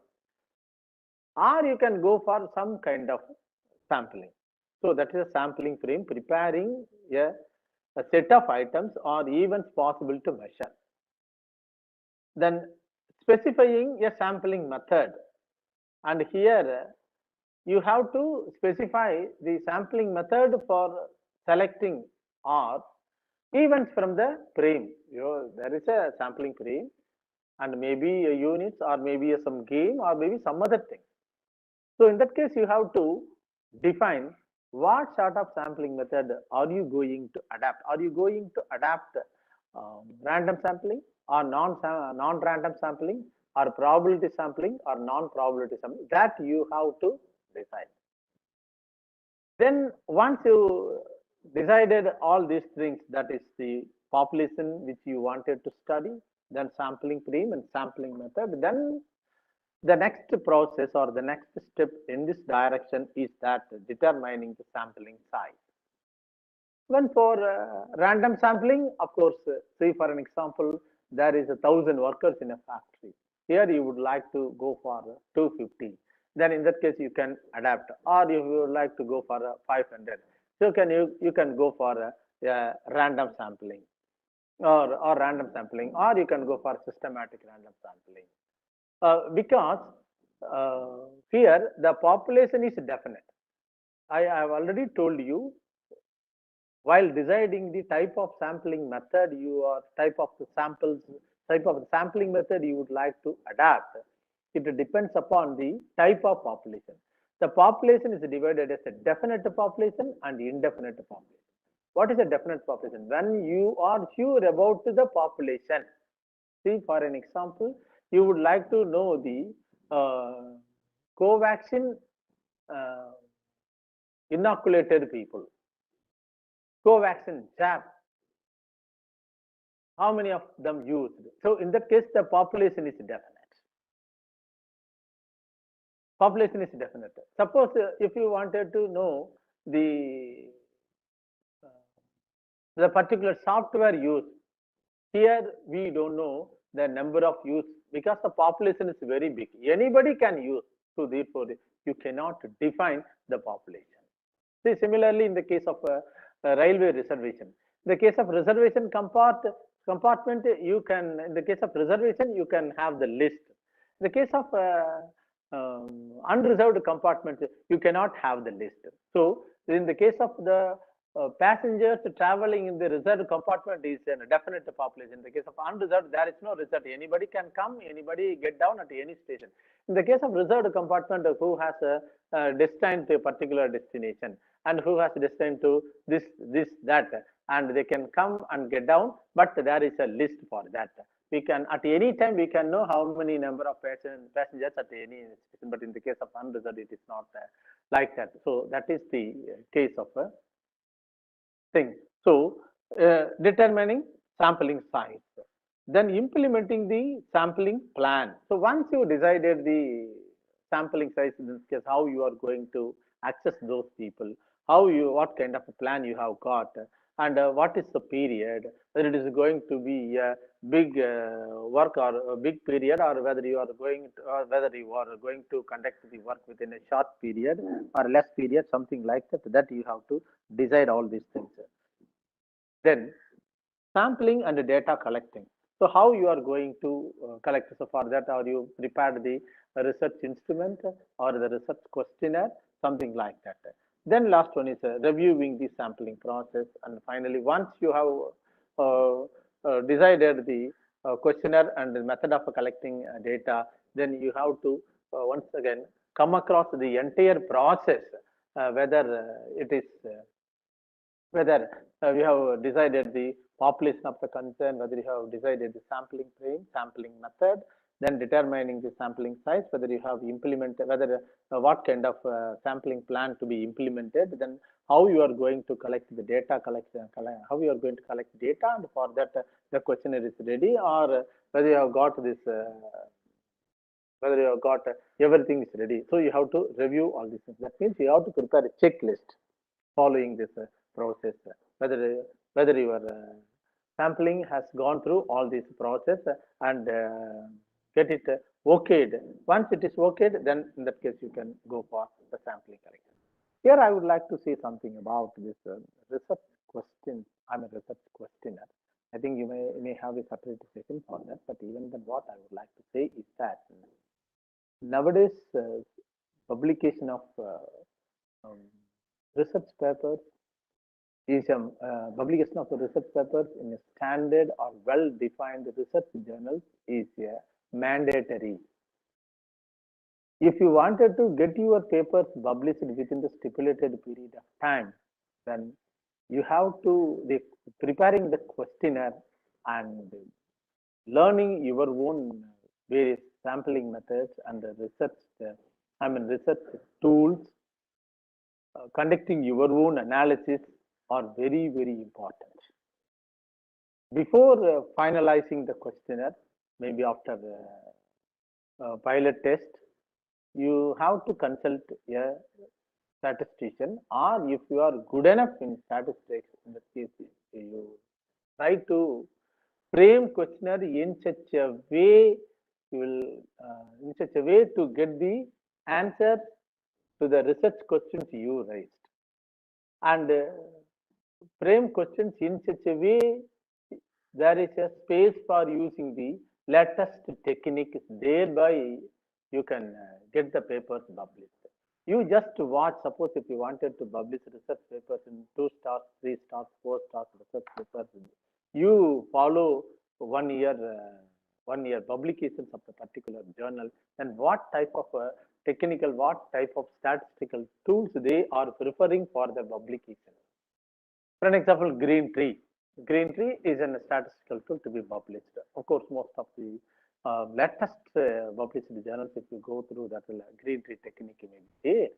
Then how to adapt this and what sort of, just like that, you may have an intention to adapt or go for a green tree tool, but the questionnaire is not prepared accordingly, you can't do it. So therefore, if you really wanted to publish your papers in a standard newspaper, even the continuation of the, once you are doing PhD, then your profession will be a teaching. So therefore, continuing and publishing the research paper will be a continuing affair. Then if you wanted to do it, then you go for some standard journals, and what sort of standard they are preferring for their publications. And for that, the pre-mandatory is that you have to prepare your questionnaire. That means the research instrument. Heart of the research is preparing a research instrument. That research instrument is up to the mark, so that you can apply the latest technique and your paper will be published. So this is information I would like to apply in this juncture. Then what is the population of a definition? Here, a population can find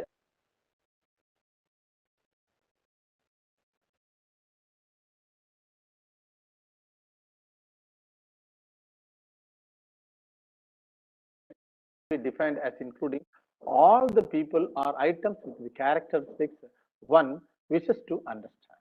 Here, a population can be defined as including all the people or items with the characteristics of one wishes to understand. See, here you would like to do a particular type of people's attitude and behavior towards purchasing, towards wearing, towards taking participation in an athletic event, like that. That population. Suppose you would like to know the type of shoe used by a particular athletic event, then in that case you have to choose the athletes of the particular event. So that is the type of population which you wanted to do. So that is the thing. Then next one is so what happens is that it is very, very difficult to go through or get interview of all the athletes. So therefore, select the athletes in the country, and you conduct the study from selecting the people from the population. So in that way, so here if you would like to know the attitude of the scientist, here you would like to know the reaction of the people towards the launching of the satellite, and here you would like to know the reaction of some of the politicians who or how they are reacting for the Russians approach towards Russians encroachment or Russians intention to encroach the Ukraine. So something, it is a continuing affair. How the people react, and suppose if the policy method is implemented for an SME, small medium scale industries, then how these people are reacting. So therefore, the population is that the industrial owners of small and medium scale industries, like that. So this is the population definition. and the total population. See here, for you would like to know the attitude of the people or the reaction of the people in the small and medium scale industries, the total population of the country, so the total SMEC. So that is the total population. From the population, you can select the state or you can select some particular area like that. So that is the thing. Then next one is sometimes what happens, the population from which the sample is drawn may not be the same as the population about which we actually want information. The reason is that, see, you would like to know the reaction of the particular policy measures implemented by the central government or the state government. See here, in the case of a small and medium scale industry, there may be a number of type of industries or different categories are there. The population may be the same, but the categories which you wanted to study may be different. So therefore, you must be very, very careful. The total population is a small and medium scale industries. That's not a population. Here, if you wanted to hear that particular policy measures going to affect a particular categories. For an example, the coir making industries. Here, the government has introduced some policy measures towards the coir making industries. Here, though it is coming under small and medium scale industries, here you have your population is not the entire SME. Here the population is coir making industry alone, because the coir making, I mean, there may be coir making in Kerala, coir making in Tamil Nadu, coir making in Jammu and Kashmir. So the population is coir making industries, not the SME entire population. From the coir making industries, you select your samples for your study. So this is the point that you must have always in mind while understanding the population of the study. Sometimes there may be entirely separate. For instance, we might study the rats in order to get a better understanding of human health, or we might study records from people born in 2008 in order to make predictions about people born in 2009. And the people, what type of people going to born in 2009 or 2000, based on the previous year people predictions. So in that way we can predict. So therefore, while defining the population, you must be very, very careful. Then sampling frame. So this is I have already told you this is sampling frame.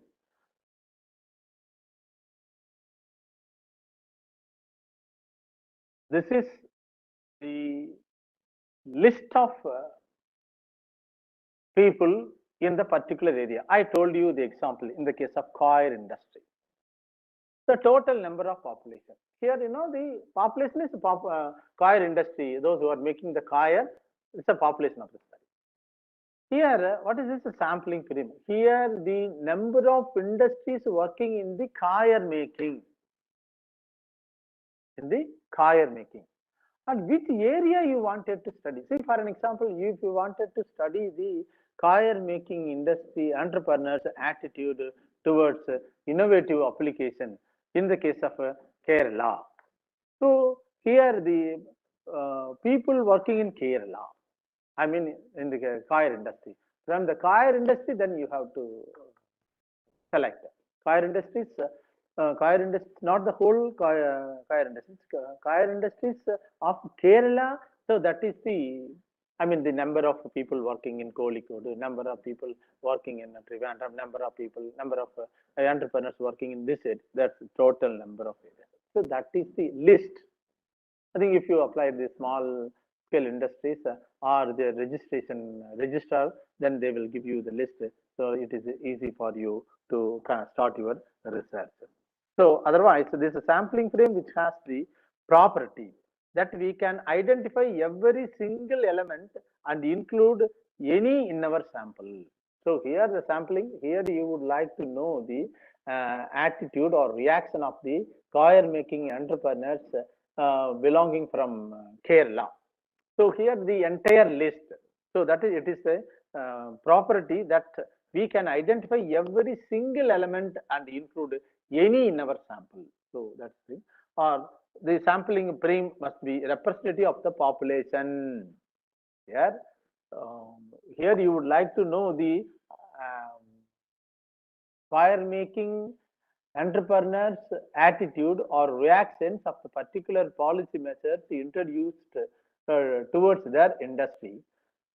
Okay, for an example, if you're region-based Kerala, in that case, suppose if you are selecting fire-making entrepreneurs from Tamil Nadu, the policy measures is directed towards Kerala. Of course, the population is correct, but the representation may not be there. So therefore, the fire-making industry of Kerala is your population, not Tamil Nadu. From the list you select, so here the sampling free must be representative of the population. That's very, very important. See, you selected population different and you have selected samples different. In that case, you may get a different answers. In that case, you cannot generalize the answers what you are getting from your analysis. Then now we shall go for probability sampling. So probability sampling includes simple random sampling, then systematic sampling, stratified sampling, and cluster sampling, multi-stage sampling, and what is this? Multi-phase sampling, etc. So what is this? Simple random sampling. The simple random sampling and systematic, I have already told you. Okay. Now we shall let me see this non-probability sampling. Non-probability sampling. Here, non-probability sampling does not follow the random selection of samples from the study population,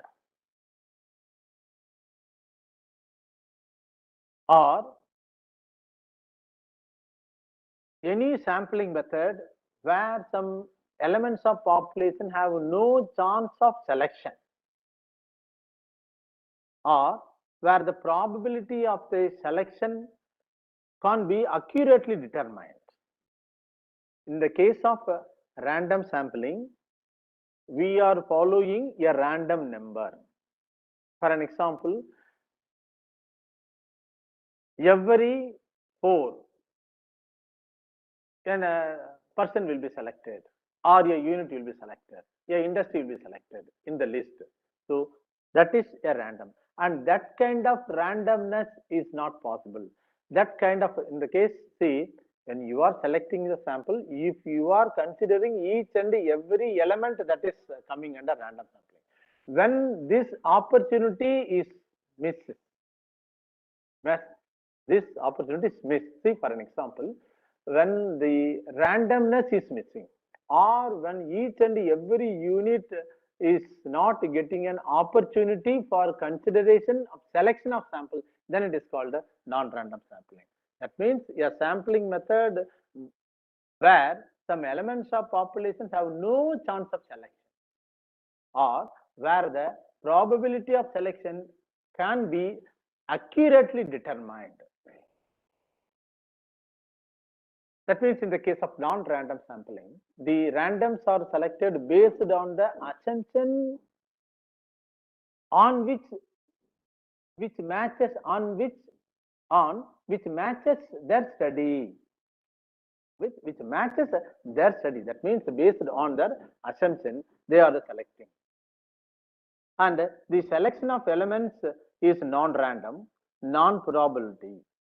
And the non-probability sampling not allows the estimation of sampling error. See, in the case of random sampling, you can estimate the sampling error. See, for an example, if you have failed to collect the information from the particular selection, then in that case, there are some alternative things which you can measure.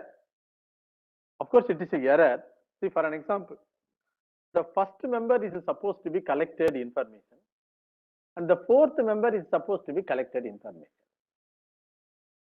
And again, 1, 4, 8, 1, 4, 8, 12 or 4, 8, 12. 1 leave it, 0, 4, 8, 12. So here the randomness. That means you are considering a 0, you are considering 1, 2, 3, and 4. You are considering 0, considering 1, considering 2, considering 3. You are collecting information from 4. Like the next one is you are considering 5, 6, 7, 8. You are selecting 8.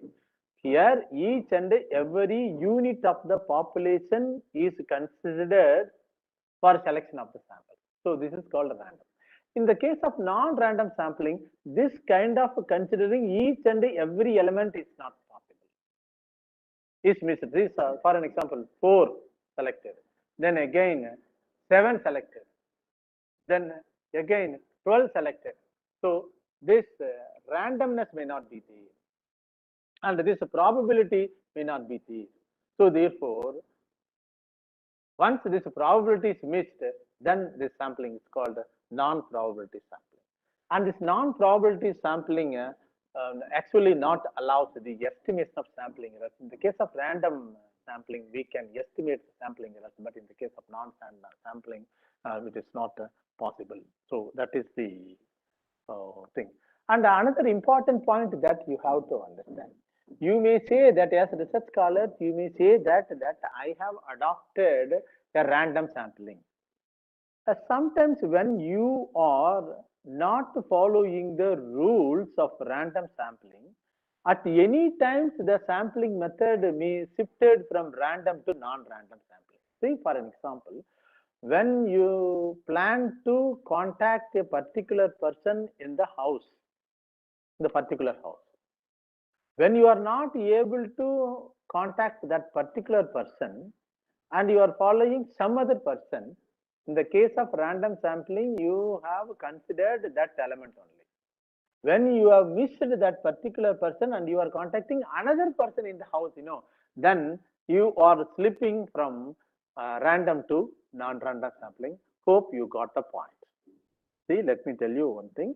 In the case of random sampling, you are considering each and every element for the selection of sample. In the case of non-random sampling, the same randomness not followed. That probability is not followed. So that's the reason why it is a non-problem. And sometimes you may proud to say that I allowed probability sampling only. Then any time if you are slipping from contacting a particular person and you are making some error, then in that case there is a chance to slip from randomness to non-randomness or from probability non-probability sampling. And these are all the things. Of course, you can very well write those things in your research. So that's a point. See, you come across some of the foreign cases. What they are doing, there is a separate chapter for pilot study and preparing the questionnaire and the experiences of the data collection. But that is grossly missing in our research. So that's very, very important. I told you this collection of data, the sampling is the heart of the research. And they have allotted a separate chapter for a pilot study. What are all the corrections they have done for their final study? And how much of time they have spent. For each and every experience they are writing.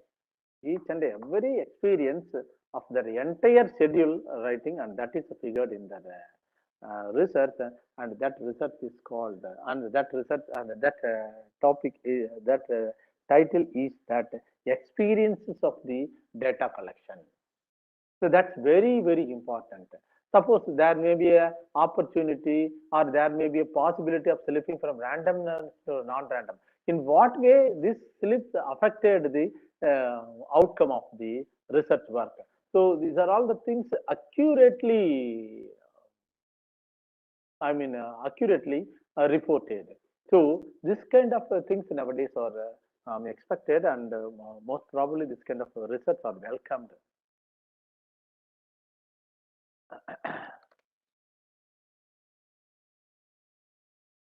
Okay, so this is about non-random sampling, and let me tell you now what is this. Let me go some of the random sampling. See, for an example, simple random sampling. What is a simple random sampling? This simple random sampling is applicable. Now, let us see the applicability of random sampling. And the random sampling is applicable when the population is small, homogeneous, and the resources are readily available. So that is we are going for simple random. Then, in the case of random sampling, all subjects of the frame are given an equal probability. I told you. Then, in the case of 4, 8, 12, we are considering 0, 1, 2, 3. Then we are selecting 4. Then we are considering 5, 6, 7, selecting 7. Then 9, 10, 11, we are selecting 12. So that means all subjects of the frame are given an equal probability. Each element of the frame thus has an equal probability of selection. That means we are considering. Suppose if you are not selecting 4, then there is an every opportunity of selecting 3. Then in that case, there is an opportunity of selecting 6. There is an opportunity of selecting 9. So that means all subjects of the frame are given an equal probability, and each element of the frame thus has an equal probability of selection. Then the simple random provides for greatest number of possible samples. And we know the population is definite. So therefore, this many number of samples could be selected, contacted, and results could also be predicted in that way. So this is done by assigning a number of each unit in the sampling frame. So we are giving each and every unit, and we are assigning a number to each unit in the sampling frame. That's what I told you. 0, 1, 2, 3, 4, 5, 6, 7, 8, like that. We are assigning each. We are assigning number to each unit. Then we are selecting, and we are constituting the sampling frame. Then from the sampling frame, we are selecting the samples. A table of a random number or a lottery system is used to determine which units are to be selected. See, sometimes you may be, see, I told you, 0, 1, 2, 3, 4. So, see, for selecting this first 4, you can write 0, 1, 2, 3, 4 up to 9. You can write the number. Use the lottery, whether you can go, the sampling frame is ready. You may raise one question. So why we should go for a 4? Why can't it be on number 2 or number 3, or why can't it be number 5, or why can't it be number 7? So to decide this number, you can very well go for a lottery system. You go the lot, and based on the lot, suppose in the lot, if it comes 4, in that case you start 4. Start with 4. Suppose if it comes 9, you start with 9. Suppose if it comes 8, you start with 8. So this is these kind of things are possible in the case of random sampling, and this kind of accuracy we are going for random sampling.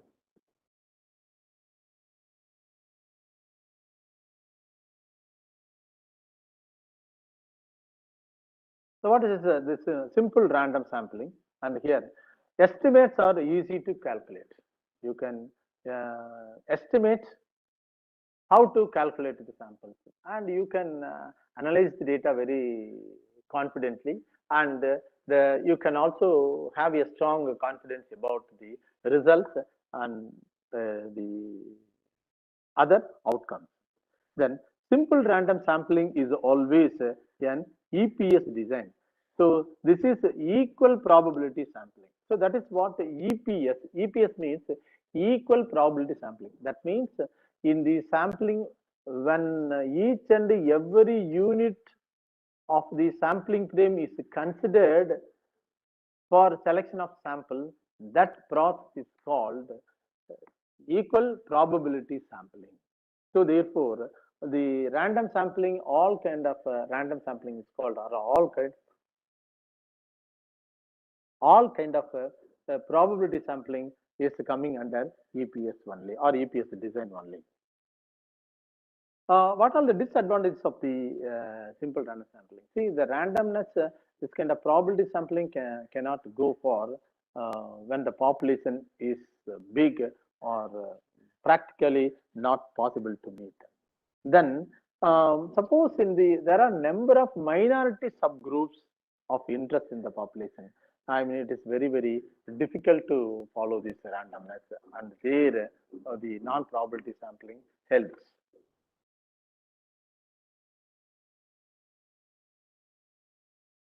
Even in the case of sampling, so there are WOR and WR. There are one concept that is called without replacement and with replacement. So what is this without replacement? The sampling schemes may be without replacement.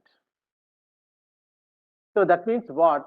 Once a unit is selected for the samples and that cannot be used again.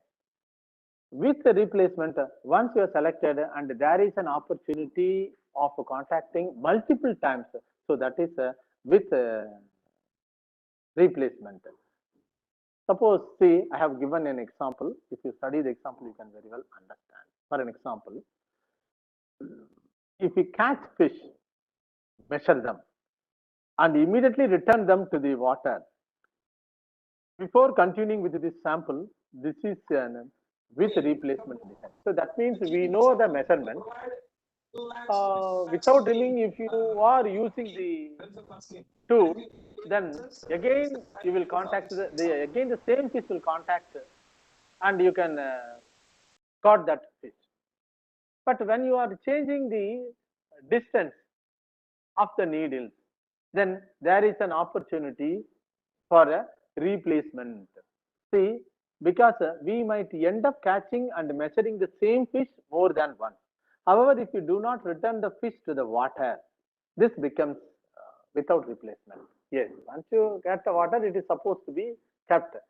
Then again, if you are letting the fish inside, then again there may be opportunity to get the same fish. So therefore, that you have to do. I mean, the sampling design will decide all these things. That is with replacement or without replacement. Okay, now we shall move for the systematic sampling. What is a systematic sampling?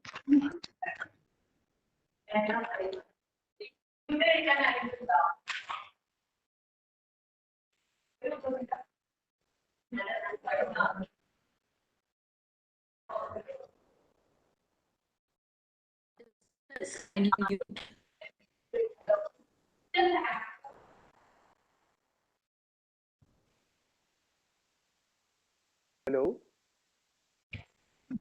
there is some disturbance. Leah? Yes, sir. We are. There is one part. Hello. Hello. Sir, yes, sir. She's Hana Shafiq. She's Hana Shafiq. Okay, somebody. Anna Shafiq. Yes, for another, ask them another. Any questioning session is there, Leah? Yes, sir. At the end of the session, last 10 minutes, we can give for participants to clarify their queries. Okay, that's after 1:15.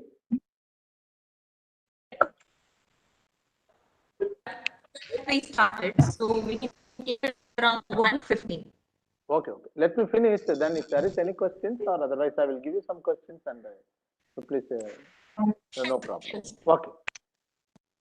Then we shall go for the systematic sampling. So, the systematic sampling is a random sampling because the word is systematic. That means the samples will be selected by following a scientific method. So, that is a systematic sampling. So, systematic sampling, so this is a kind of arranging the largest population or the arranging the target population according to the same ordering scheme, and then selecting elements at regular intervals throughout that ordered list. That means this systematic random sampling involves a random start and then proceeds with the selection of every kth element from then onwards. In this case, the kth population size or the sample size.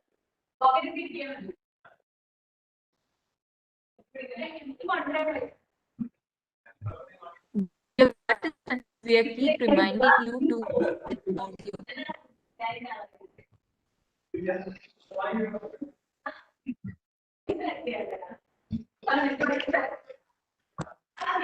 Mataji, why can't you lock them out?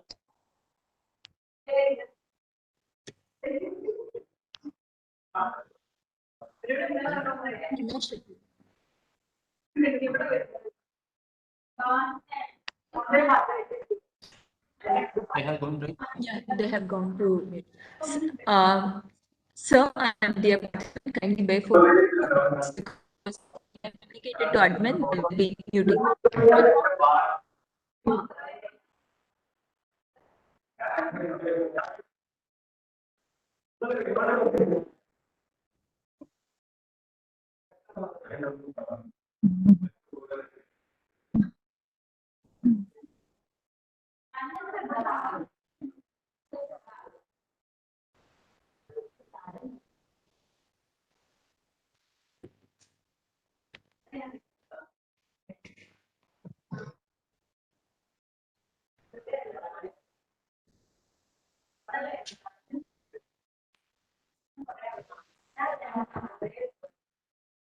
Please be here. Tabitha, please be here. Please be here.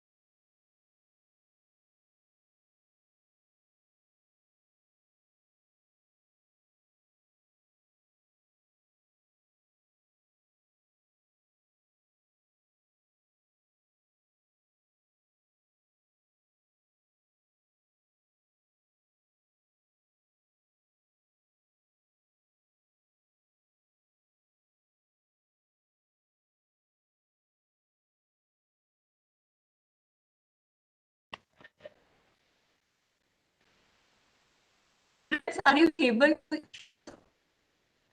come on?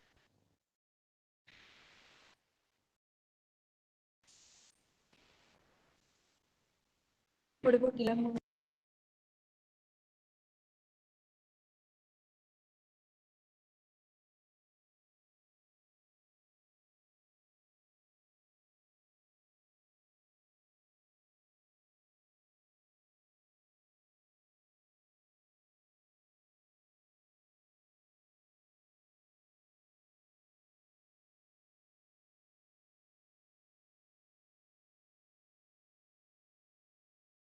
Hello? Hello? Are you able to hear, sir? Yes, why a lot of disturbance, Leah? Sir, they have not given access for us. The admin section have kept all the access. So if there is any interruption, we have to communicate to them and they have to sort out. And that's what we have communicated to the coordinator. So he told he will sort out and he'll get back to us. Sorry for the interruption, sir, and sorry for the participants. Okay, shall I wait for a few minutes? Hello? I think participant has been muted. Means the person who was disrupting was muted. You can continue, sir. Okay, I can continue. Okay, then it's okay.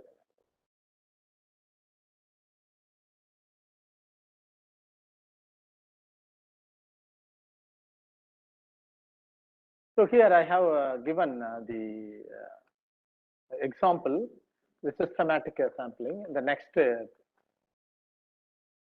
PPT, you can see. So there are 8 figures. 1, 2, 3, 4, 5, 6, 7, 8. There are 8 figures. The next PPT. Next PPT here. Leah, next PPT. There are 8 figures. Here you see the first one starts 1, 2, third, and the next starts after leaving to the 3, 1. So therefore, the K figure is every third one. 1, 2, 3, 1, 2, 3, 1, 2, 3. In this way, so there are the systematic sampling. Systematic. Next PPT, dear. Yes. You see, we have left 2. The third one was selected. Then again 2 left. The third one was selected. Then again 2. Then so therefore 3, 6, 9. So that means here you see this is the sampling framework. This 8 is a sampling framework, and here the samples are 3, 6. Hope you understand. See, the sampling framework, the population is 8. Okay, the sampling framework, the 8, you have listed 8, and from that you are going to study the third and 6th. Here you see, here you have considered 1, 2, 3, and you have considered 1, 2, then you selected the third one. Then again you considered 4th and 5th. You have selected the 6th one. Then again you considered the 7th and 8th and 9th you have selected.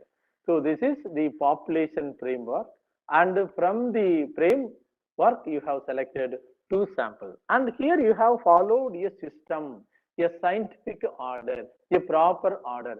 After leaving the 2, the third one will be selected. This is the second one also. After leaving 2, the third one will be selected. And the third one also, after leaving 2, the third one. So this is systematic random sampling. So every third will be selected as a sample. So this is a systematic random sampling. That means a randomness is there, a probability is there. So everything is there. Everything for properly arriving samples are followed in the case of in this sampling. That's the reason why it is titled as systematic sampling. A systematic sampling is an EPS. I told you that is an equal probability sampling.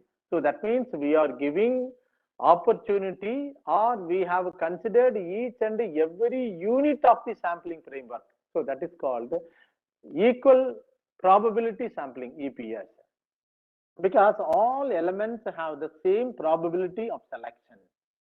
It is not a simple random sampling, because different subjects of the same size have different selection probability. Example, the set is 4 has a, 1 in 10, suppose 1 in 10, or 1 in 1 in 3. That means 1 in 3. In this example, we have selected 1 in 3. We have selected. We have left 2. The third one selected. We have left 2. The third one selected. We have left 2. The third one. So like that. Like that, you can follow. Even for selecting this, see, in the case of systematic sampling, you can very well, why you have to lie on the third one? How you decided? Here based, see, further you wanted to make it more scientific, you can follow lottery system. You write all the 8 numbers and put a lottery. Then which one you are getting? You may get 1, you may get 3, you may get 4, you may get 5, something like that.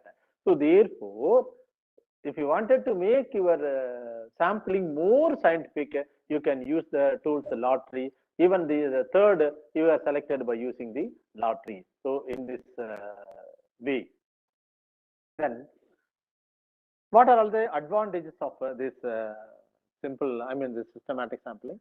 A sample here easy to select as a sample because you are following some system. and suitable sampling frame can be identified easily. You can identify the sampling frame very easily.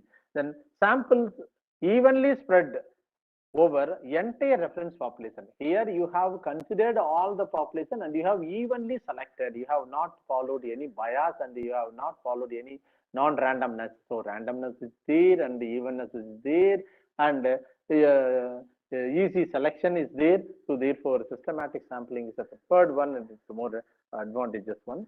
And here again the disadvantage is that when the population is that very big, you cannot go for that. And in the case of a precision estimate from one survey is not I mean little difficult to get a precision survey because by using the system or by lottery system, maybe a selection, maybe the beginning. In the case of beginning, sometimes maybe a question.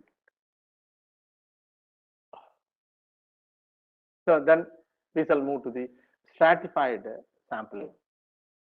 Here, what we are going to do under this sampling is we are going to have a different strata. Different strata means different groups.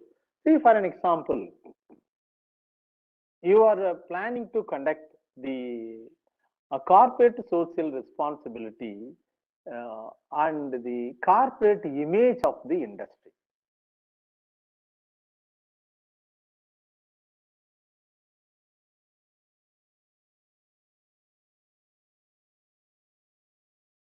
Images of the industry.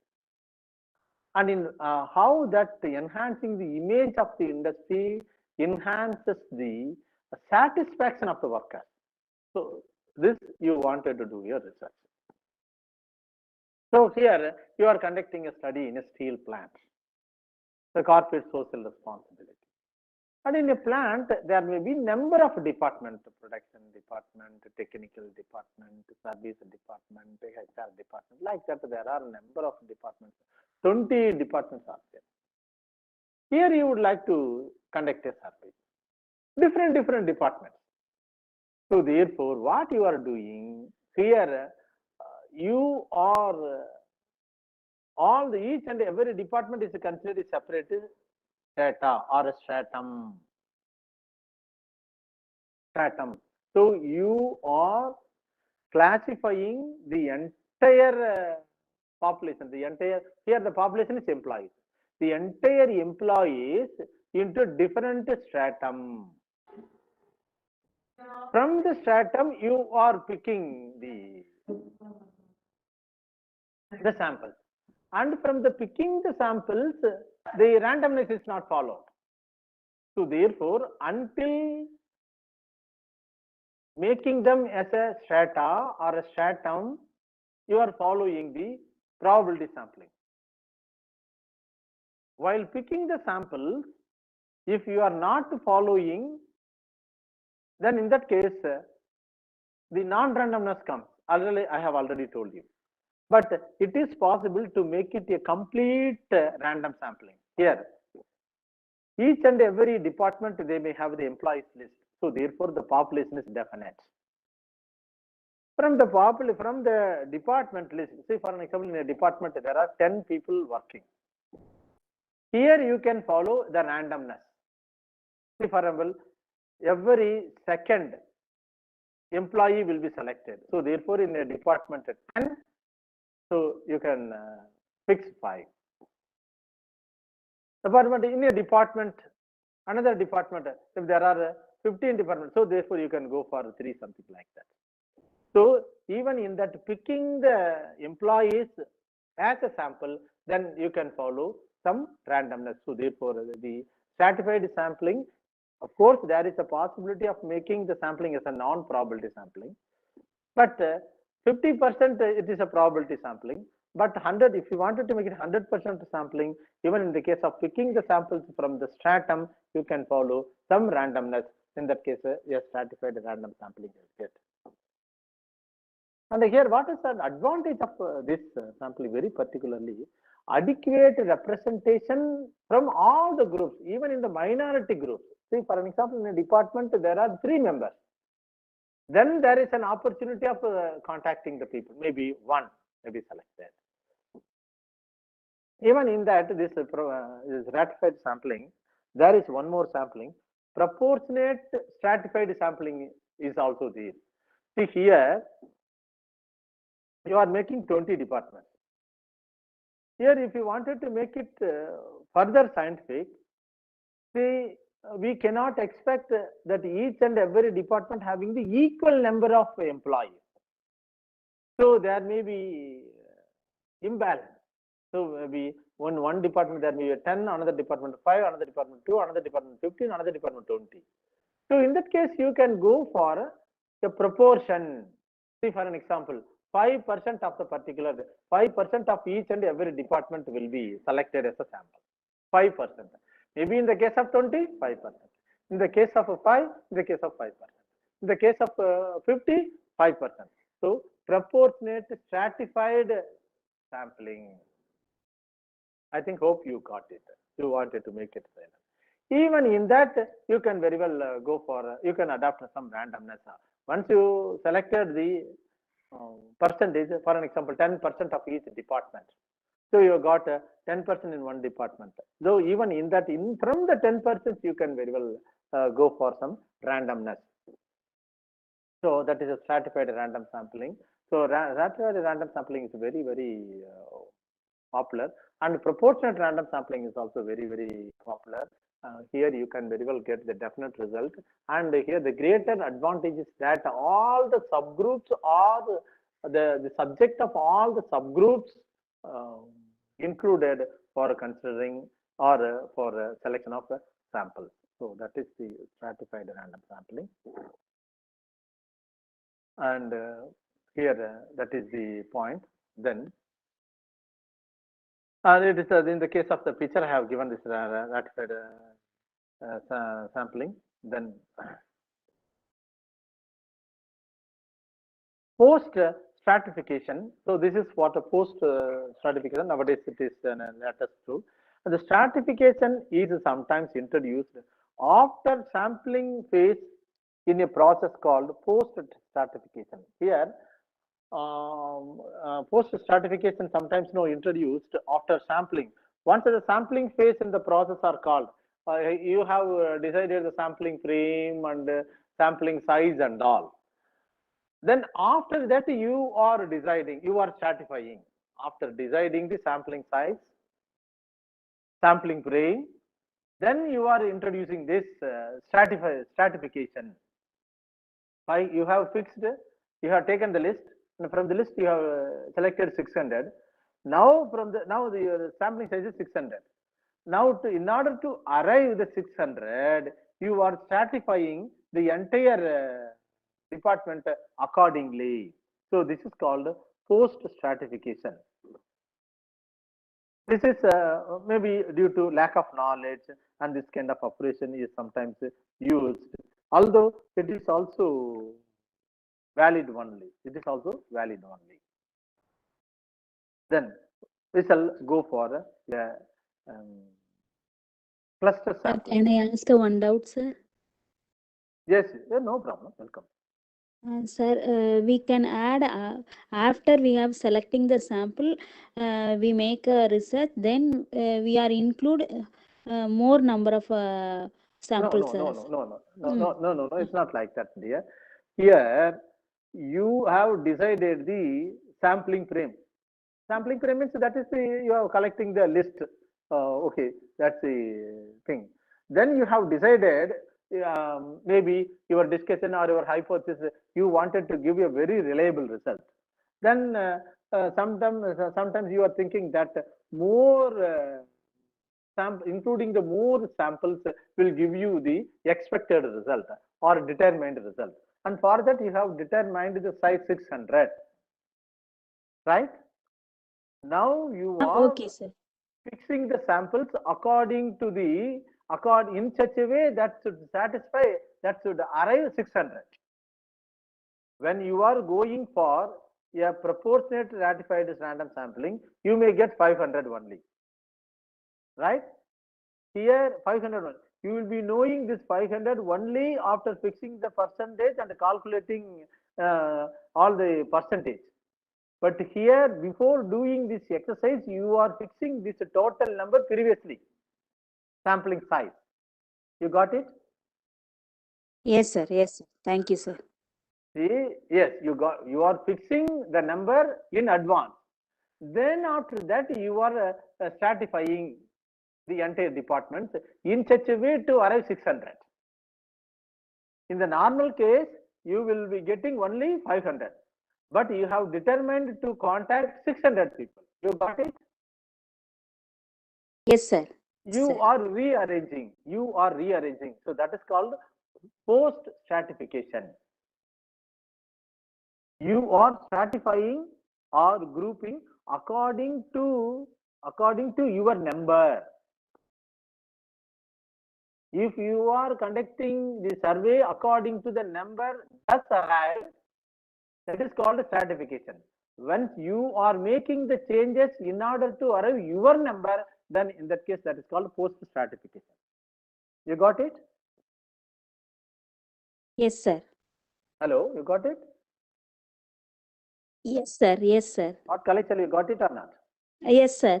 Yes, sir. Can you hear my voice? Yes. Now, it's a cluster sampling. So here, it is a cluster, it is a multi-stage sampling, of course, we can see. Of course, it's not a multi-stage, it's a two-stage sampling.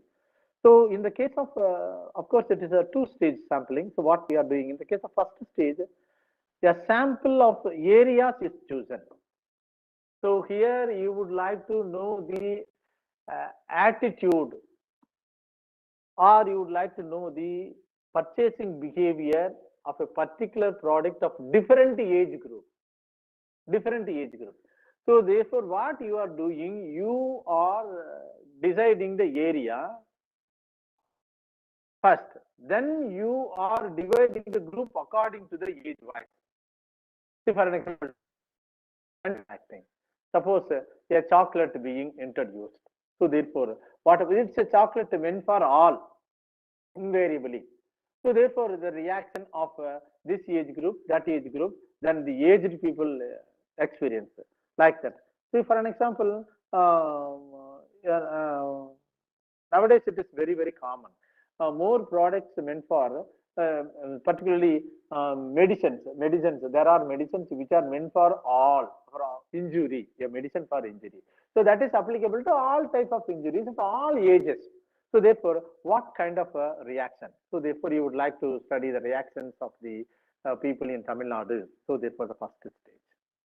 The second stage, a sample of a representation within those areas is selected. So now, see for an example, the area is, see for an example, here in the case of that, the people using that particular product. Then from the product, you are selecting the age group.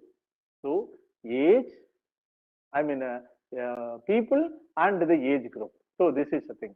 Or sometimes if you wanted to know the reactions of the particular area, geographical area. So Madurai people may act differently. Salem people may act differently. Tiruvarur people may act differently. Suppose if you have that kind of feeling, how the attitude differs geographically. So here also you are making it a cluster wise. See for an example, it's the North Tamil Nadu, it is a South Tamil Nadu, it is Central Tamil Nadu. How these people are reacting. So therefore, you are selecting the area. Then from the area, you are selecting the units for selection. So this is called cluster sampling. So what are the advantages of cluster sampling? Here, cut downs on the cost of preparing a sampling framing. So you need not go for big list and all. So you are selecting the North Tamil Nadu, South Tamil Nadu. You are fixing the area, this area, that area. And from there, you are selecting some sample.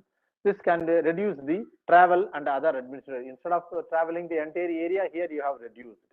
Then the disadvantages, sampling error is higher because you are not following any kind of randomness. So therefore, sampling error is high. So therefore, you cannot generalize this result.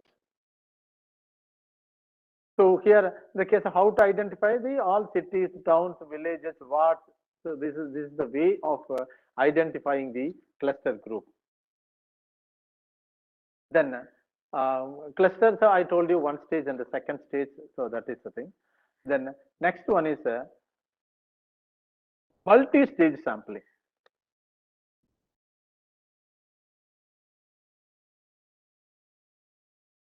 In the case of multi-stage sampling, so here this is a very complex form of cluster sampling in which two or more levels of units are embedded one in other. The first stage, random number of districts. See for an example, the multi-stage sampling is that here you would like to study throughout the country. You would like to conduct the study throughout the country. So what you are planning is that, you are taking the whole country. The whole country representation is supposed to be there. So therefore, you are selecting a metro. The whole country is a one stage. Then you would like to know the reactions of the people in a cosmopolitan town. So what are all the cosmopolitan towns or cosmopolitan city in India? So you are selecting that. From the cosmopolitan city, in which city represents people drawn from all the states or maximum number of states. So one stage fixing the whole country, the next stage selecting the cosmopolitan city, and the third one is in which city more number of people drawn from more number of states. So this is another stage. So therefore, country, then metro, then selecting a particular, a particular cosmopolitan. So this is a continuous phenomenon. Yeah, you are reducing the size from the larger size, then the next size, from the next size. Different. You are setting the different stage. Then from the once you selected or once you settle down the particular town, then you are going for the final picking up of the samples for your study. So that is called multi-stage sampling. And multi-stage sampling for this is really a complex kind of things. And in that case, you can go for phase 1, phase 2, phase 3, something like that. Sometimes phase 4. It all depends upon the type of the problem you have chosen. Suppose if your social, if your problem is a social problem, in that case you can go for. In that you would like to know the entire. How the lockdown affected the growth of the Indian economy, and or you would like to know the life during the lockdown of the migration workers. So these are all migration workers representing the entire country, and from which state they are representing them. Like that, you can very well go for select the India, and from select the area you can very well go for some state. From the state you can go for some district. In this way, you can go for the phase 1, phase 2, phase 3, something like that. You can go for that. Then we shall go for some non-random sampling. So once we are talking about the non-random sampling, the first strike is that the convenience sampling. The convenience sampling says the meaning itself, it's a convenience. We are not following any kind of randoms, and based on our perception, based on our money, based on our resources, we are selecting the samples according to our wish. Here, in the case of convenience, and the convenience, most of the social science research adapts this sampling. The reason is that when the population is indefinite, when the population is large, you cannot go for any kind of random sampling. Even for an example, if you wanted to know an environmental issue, an environmental problem, you cannot go, because nobody knows then how many environmentalists are there in our country, how many environmentally concerned people are there in our society, how many environmentally concerned people are there in our village. We don't know. So therefore, the population is not definite, the population is indefinite. So we are supposed to adapt convenience sampling. And any kind of explorative research, going for convenience sampling, because we don't know the users of that particular product, users of that particular service, users are the people face the convenience or inconvenience of that particular issue. So therefore, convenience sampling. So therefore, convenience sampling is also scientific, and it is much useful for all kind of explorative studies. There are many times the people are finding fault with convenience sampling. It is not like that. Convenience sampling is much useful for conducting explorative studies. So therefore, even in that you can very well arrive a very strong and reliable conclusions of that. So that is the convenience sampling. Then in your syllabus it is mentioned the cluster sampling. So this is, this is a snowball sampling. Snowball sampling is very common nowadays. That is getting the samples from the recruits, getting the samples from the existing samples. Say for an example, mouth to mouth canvas is very effective in marketing. Mouth to mouth is very, then among the different types of advertisement, various types of advertisement, which advertisement will be very effective and the efficacy rate is more is mouth to mouth advance, mouth to mouth canvassing, mouth to mouth conveying the message.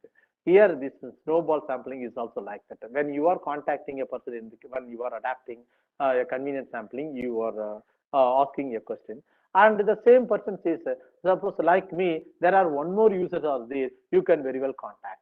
So here you are one step ahead. One step ahead. You are collecting this information from the existing sample. So like that, the other person says that the other one, the other person says the other one. Of course, there is a number of marketing the new product or taking place like that, and surveying of the attitude and behavior of the new product takes place according to this style. So this is a non-random sampling. Of course, there are judgment sampling, purposive sampling, and the judgment sampling is also here. A researcher wanted to know the facilities available in Mahabalipuram, and Mahabalipuram is a place where tourists drawn from different countries, different places are coming. And here the researcher also wanted to know some of the foreign exchange difficulties faced by the foreigners. Here his questionnaire contains some of the elements. So therefore, he plans to contact a tourist from foreign country or a tourist from foreign country, right? A tourist from foreign country, not necessarily a foreigner. Of course, some of the Indians also visiting, of course, NRI visiting Mahabalipuram. So therefore, he judges, yes, this person will answer my question. This person will answer my question. So based on his judgment, he is contacting the people. Here the randomness are not followed. Of course, in the case of tourists, there is a chance of following the randomness, but it's very difficult. But with the help of friends, that also followed. I mean, you can also make your result more scientific by following a randomness in the case of tourism. See, every third person who visits, every third foreigners who enters in the premises can be contacted.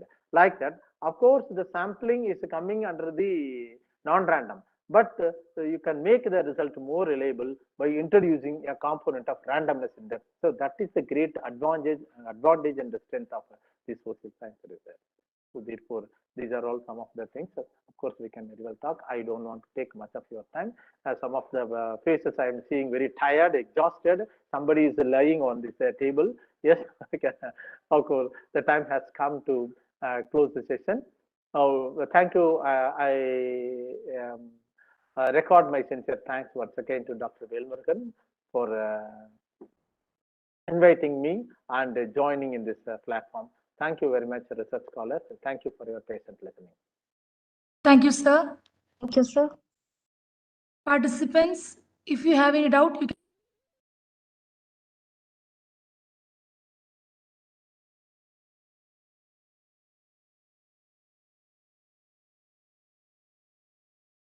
Thank you, sir. You have clearly explained all the things, sir. Thank you so much, sir.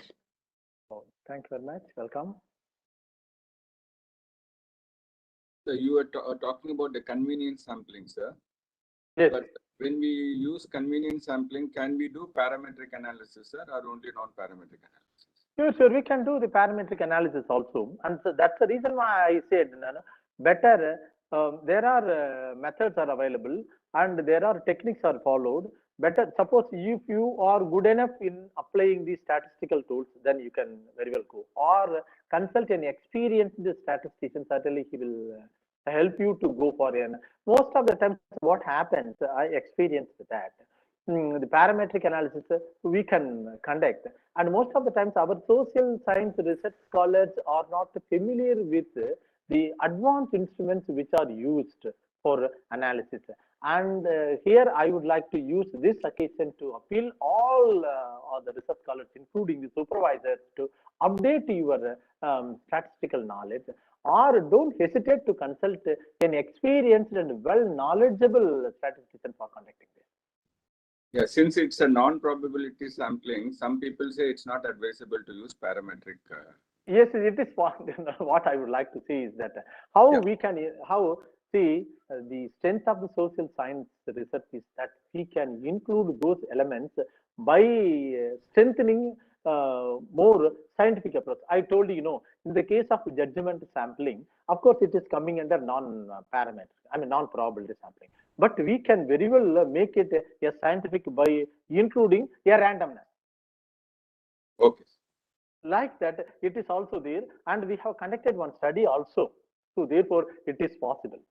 So what we even when we were also I was also under the same impression until approaching and discussing with my guide. Even we had a very strong discussion in London about this kind of parametric test, and they have come out with how this could be done by including more scientific approaches. So it is possible, sir. We can do it. Yeah, one view is that if the sample is normally distributed, you can consider. That's what they told me, sir. Yes.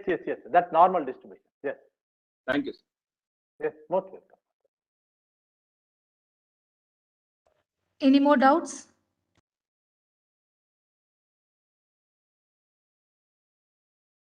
Any one of the participants can share your feedback.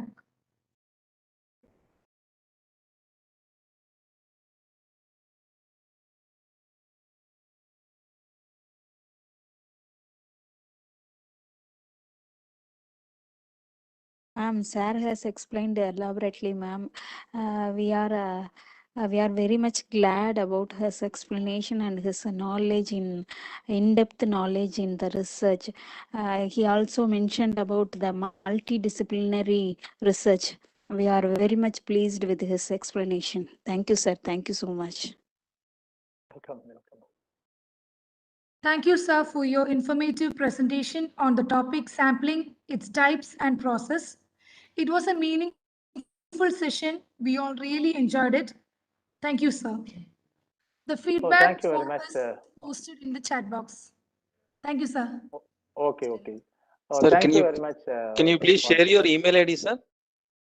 That's PUHEADCOM PU. Chat box. Can you text it in chat box, sir? Yes. Okay. No problem. So you have made the sampling techniques very easy, sir. The approach was very good. You have understood in a simple manner, sir. Thanks a lot for your. Really, it's very simple only. We are making it complicated. But sometimes we'll confuse like that, sir. So it was very easy. I mean, approach was very nice. Okay. Thank you. You have explained in a simple way. Thank you. Thanks a lot, sir. Okay. The PPT of the two sessions will be shared in the WhatsApp group. Okay, Leah.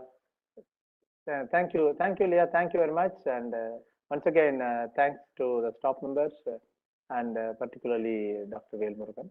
Thank you very much. The next session starts at 2:30. Thank you. The feedback link is posted.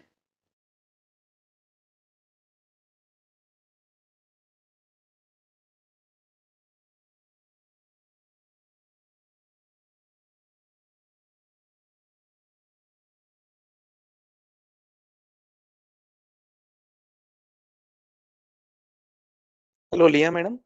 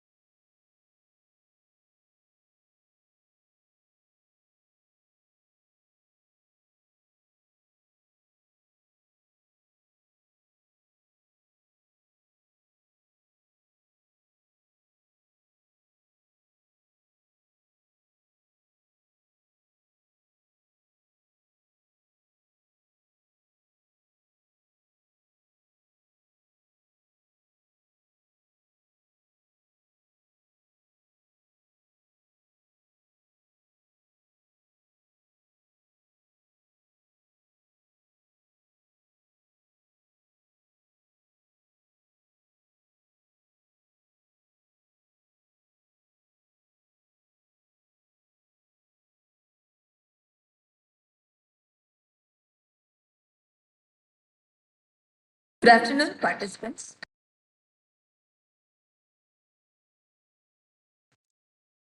Good afternoon.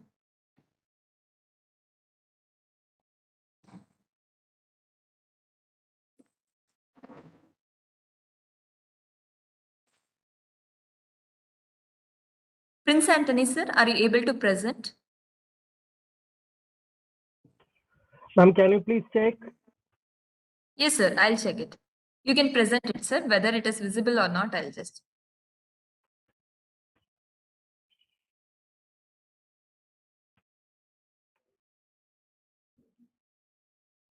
Ma'am, Yes, is sir. it visible? Yes, sir, it's visible. It's visible.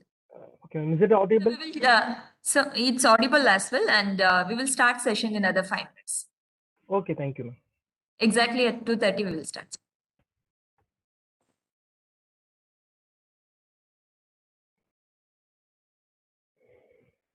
Whether will be able to call क्या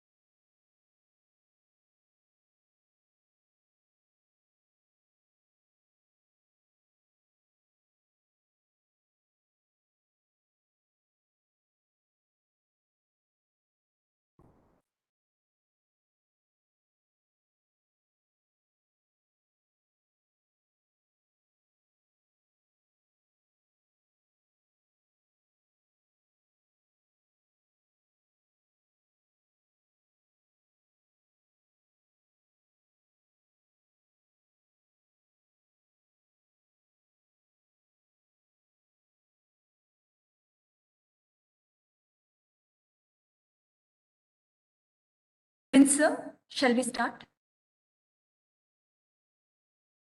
Yes, ma'am. Yes, sir. If it is possible, you can on your video also, sir, so it will be interactive.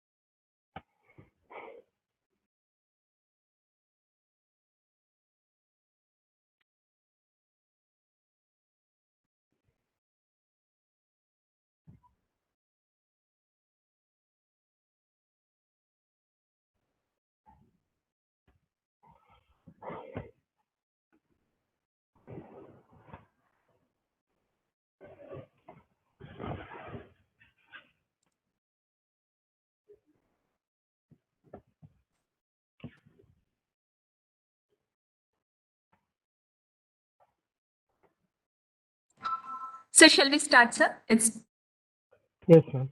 okay, sir. Good afternoon, dear participants. As we have moved to the third day session, third session in the third day, that I hope you people are learning new concepts with respect to research methodology course. We have for this session Dr. K. Prince Paul Anthony. He holds master degree in commerce and management and PG diploma in business administration and computer applications. Sir holds MPhil as well as PhD from Bharatiya University. He has attended many programs from IIT Kanpur and various other national recognized institutions. Under his guidance, 4 PhDs and 8 MPhil scholars have been awarded, and currently 4 are pursuing their PhD under his guidance. He has organized more than 5 national and 6 international conferences and workshops. More than 10 years of teaching experience Sir holds. And also to mention mainly about the research, he is a member and the reviewer in International Journal of Creative Research Thoughts, editorial board member in International Journal of Commerce and Management Research, member in International Journal of Finance and Commerce, editorial board member in International Journal of Research and Management, editorial board member in International Journal of Commerce and Management Research, International Journal of Commerce and Economics. To mention about his international exposure, he has visited Malaysia, Singapore for study abroad program during 2017. Went for a faculty exchange program to Asia Pacific University, Malaysia, and handled classes on management accounting techniques. And also abroad program in Asia Pacific University for forensic accounting and financial management. And finally, we are here for the session. And sir, the session is over to you. And we are pleased to invite for your session. Thank you. Thank you for your introduction.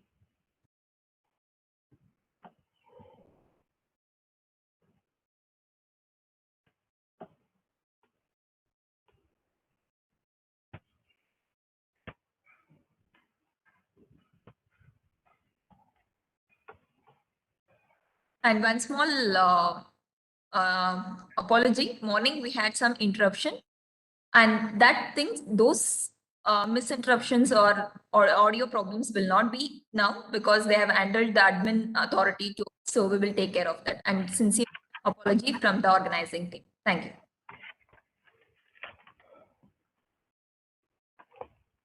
First of all, I'd like to thank Dr. Velmurugan for giving me an opportunity, and like to thank Central University, Tiruvarur, for providing me this opportunity.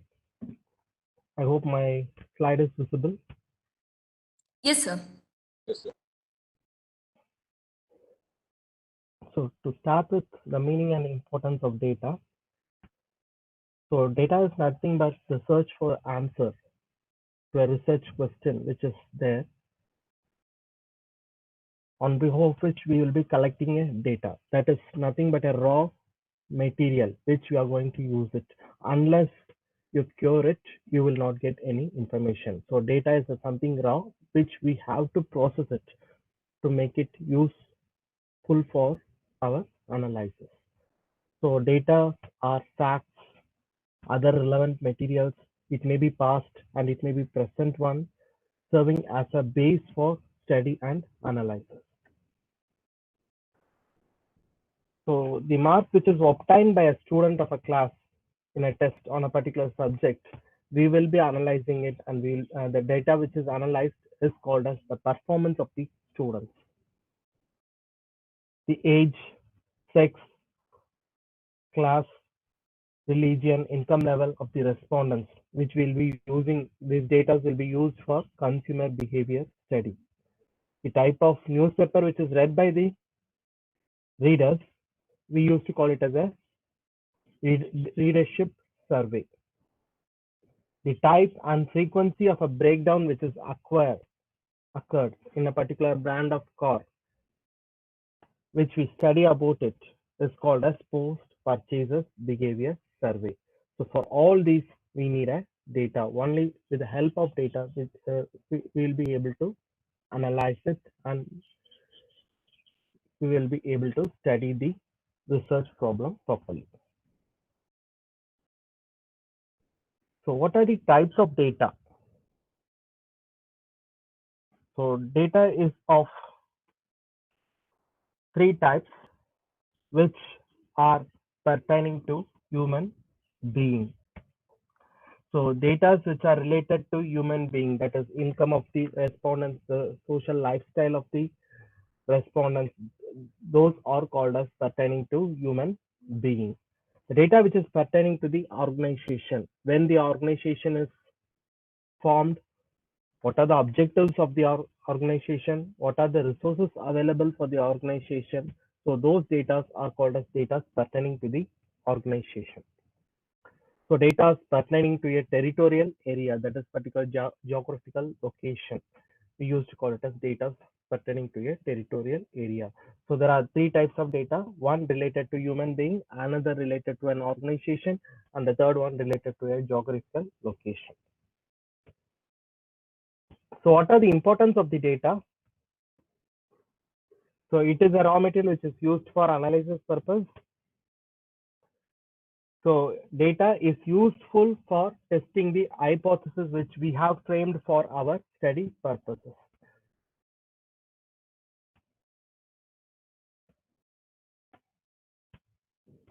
So sources of data, we have two sources. One is a primary source and another one is a secondary source. So primary source is the first-hand information. The information which we collected for the first time, we used to call it as a primary data. So primary data will become a secondary data in future. For example, the census which is collected by the government is a primary data, but still we are using the census as a secondary data for our research purpose, then it is called as secondary data.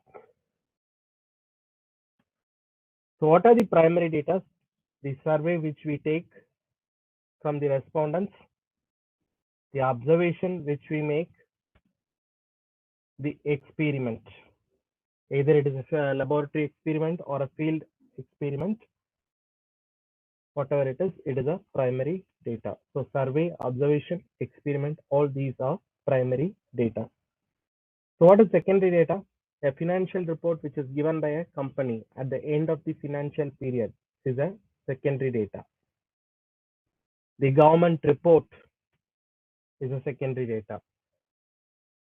The data which we used to collect it from a magazine, journal, and other reports or also forms part of secondary data.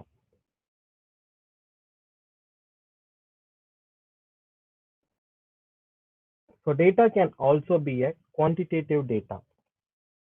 So something which can be counted. Data can also be a qualitative data. They consider factors other than numerical values. Excuse me. So observation is an qualitative data. The observation which is made by the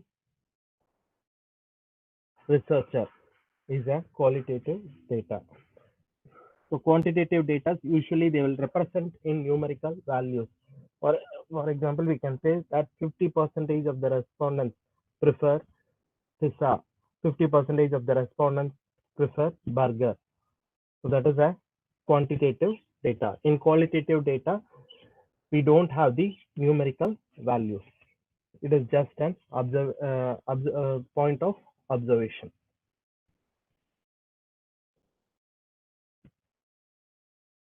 So what are the methods of collecting data? Secondary data.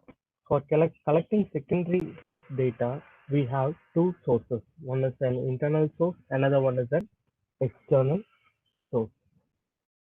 So internal source, we can say that a sales record which is maintained by an organization is an secondary data. The sales record which is maintained by an organization is a secondary data. Distributors report and their feedbacks which is given by the distributors. Cost information, customers feedback, marketing activity. All these are internal sources which will be available inside the organization itself. It is already collected for some other purpose which we are going to use it for the research. That is why it is called as secondary data, which will be available in the inside the organization itself. So what are the external sources? Books, magazines, newspapers, annual reports, foreign government publications, government publication of a trade journal, and journals. So all these are external data. These will not be available inside the organization, for which we have to look outside the organization. That is why it is called as external sources. So these are the methods of collecting secondary data. You can collect the secondary data through an internal source. Otherwise, you can collect it through an external source.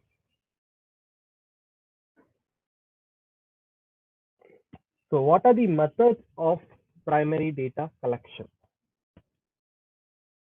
So first one is an observation method.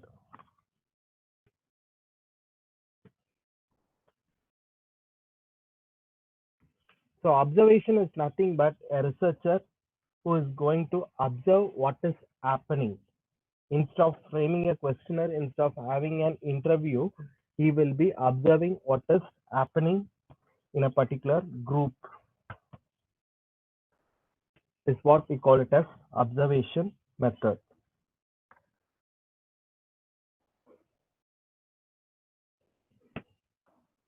Observation may be defined as a systematic viewing of a specific phenomenon in its proper setting for the specific purpose of gathering data for a particular study. So observation is of participant observation, non-participant observation. So in participant observation, the observer is part of the group which is being observed, and he acts as both an observer and a participant. To study the subject, the participant and the observer will be in the same group. By participating in the group, he will be observing the things what is happening in a particular group. The next one we call it as a non-participant observation. In this method, the observer will stand apart from the group and he will not participate in that particular thing, subject which is being observed. So naturally, there is no emotional involvement on the part of the observer. So this method also requires a skill in recording the observation in an unnoticed manner. Other types of observation are direct observation and indirect observation. So in direct observation, the observer will be in that place when the subject is taking place. Whereas in indirect observation, the observer will not be physically present in that place when the subject is taking place. The thing will be recorded mechanically in an electronic device, and later on the observer will go through that recorded one and he will giving his report. Another method of observation is controlled and uncontrolled. In controlled observation, the observer will have a control over the thing which is observing. Even you will be stimulating things from the subject as he wants it for his research purpose. But in uncontrolled observation, the observer does not have any control over the subject which is observing. Second method is an interview method.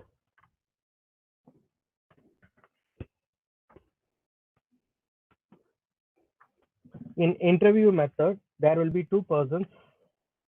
One is an interviewer and another one is an interviewee. So interviewing is one of the prominent method of data collection.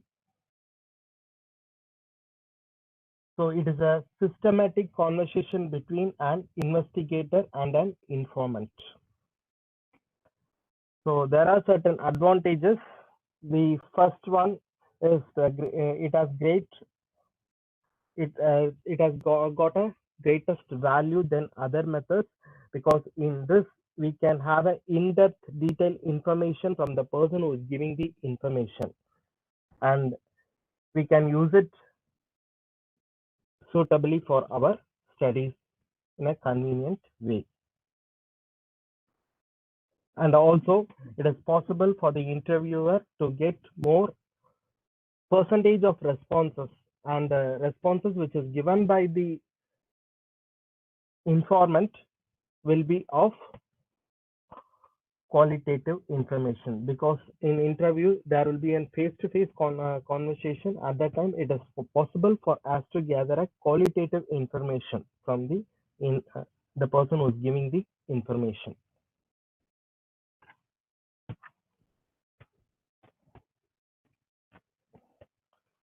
So there are certain types of interviews. One is a structured interview and another one is a directive interview. In structured interview, the interview structure will be given in which they will appoint an enumerators. So the enumerators appointed, they will be going and they will be taking down the interview. So this is called as a structured interview. Directive interview, in which the interviewer, the researcher, will be going directly and taking the interview. It may be structured one, and it may not. Otherwise, it may not be a structured one.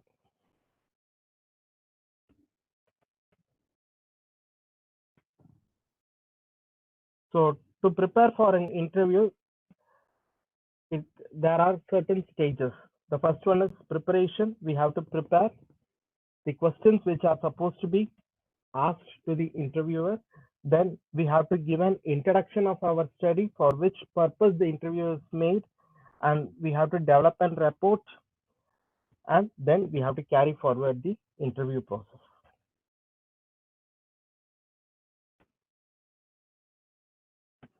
Next one is a questionnaire method.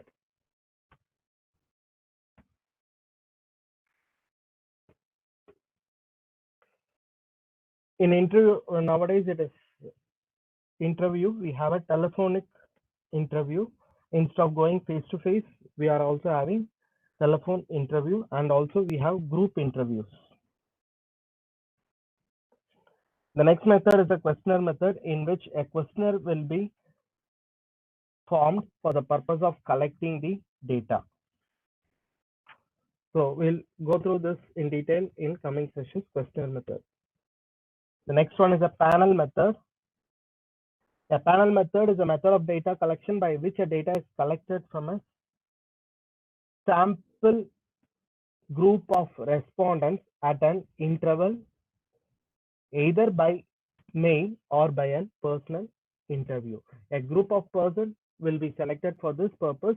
These group of persons will be interviewed from frequency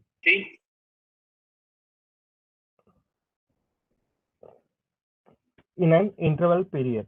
So it may be 1 month, it may be 2 months, or 10 to 15 days interval, they will be studied. So this is called as panel method.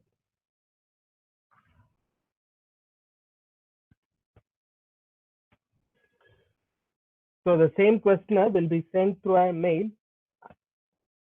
The respondents will be giving their responses through mail. So that is called as mail survey.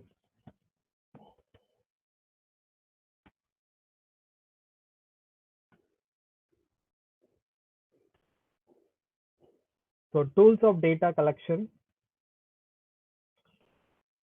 First one is an observation schedule or observation.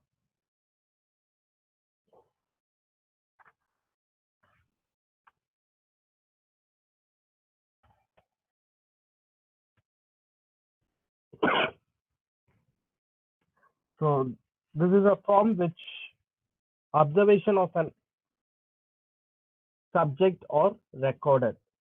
The item to be observed or determined with reference to the nature and objective of the study. They are grouped into an appropriate categories and listed in the schedule in order in which the observer would observe them. So this form will contain, for example, if you are going to an observe what is happening in an organization, a schedule will be given to the observer. The observer will be taking that schedule. In that schedule, the observer have to note down. For example, it is about a room. The purpose for which the room is used, whether it is used by the chief executive, or it is used by the section 8, or it is used by the use an open office, or otherwise it is used for some other purpose. We have to specify it. Next, what is the dimension of the room? What is the floor space? What is the length? What is the width? What is the total square feet? What is the height of the ceiling? And what is the number of windows in that particular room? All these things. This is what we call it as an observation schedule. So the observer has to take this schedule and he has to note down what he is observing out of that particular observation, and he has to fill that observation schedule. That is called as observation schedule. So this is a tool which is used for observation purpose. So as I give an example for the organization, we can also have observation schedule for some other things.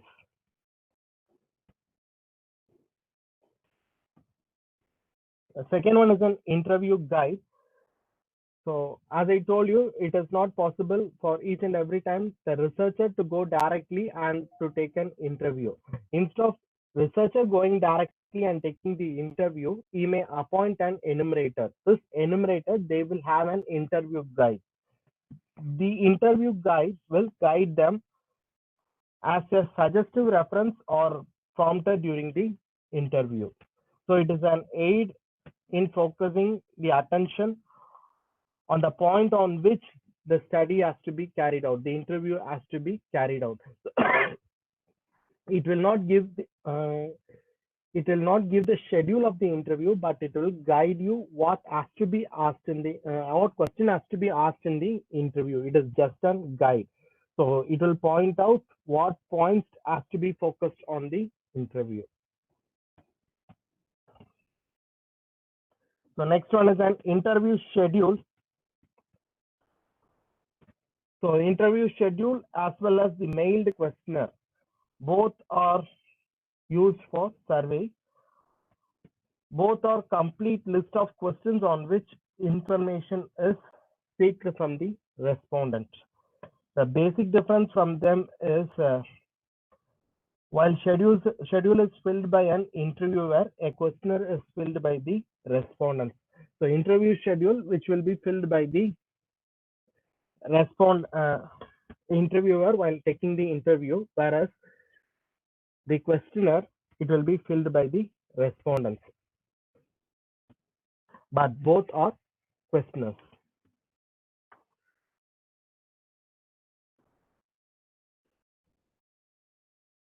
Next is rating scale. So usually this is used for measuring the individual's attitude, aspiration, and other psychological behaviors, group behaviors. So for example, a question will be asked related to the attitude of a respondent. The respondents, they will be rating it in a scale, whether that particular attitude is important or very important, or whether he is neutral about it, like this. On that basis, we can measure the attitude of a person. The next one is a checklist. This is the simplest form of all devices. It consists a prepared list of items related to a particular object or a particular task. The presence of that particular item or presence or absence of that particular item, that can be indicated by checking it yes or no. And also we can use multiple point scale in this.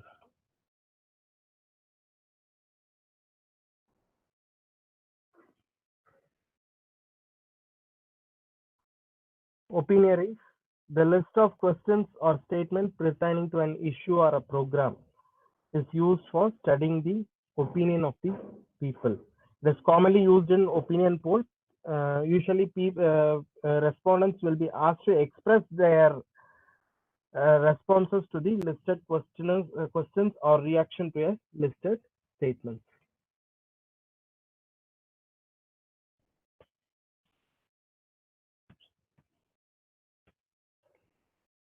So next one is a data sheet or a document schedule. So this is a list of item of information that has to be obtained from a documents, records, and other materials. In order to secure a measurable data, the items included in the schedule are limited to those that can be uniformly secured from a large number of case histories or other records.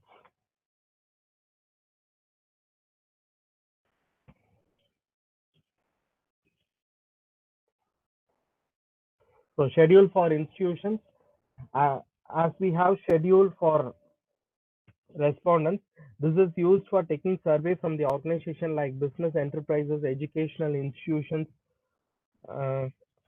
cultural organizations, and like. It will include various categories of data related to their profile, functions, and performance. So usually these data are gathered from their records, annual reports, and financial statements. So an NAC visit to a college is an example for schedule for institutions.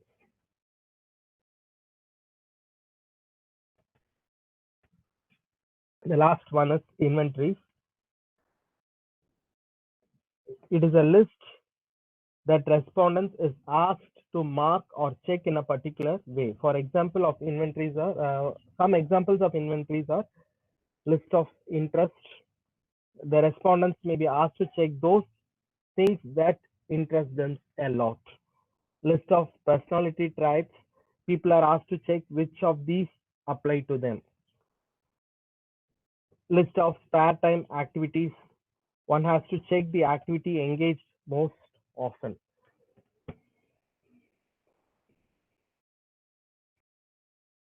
So these are the various tools which are used for data collections.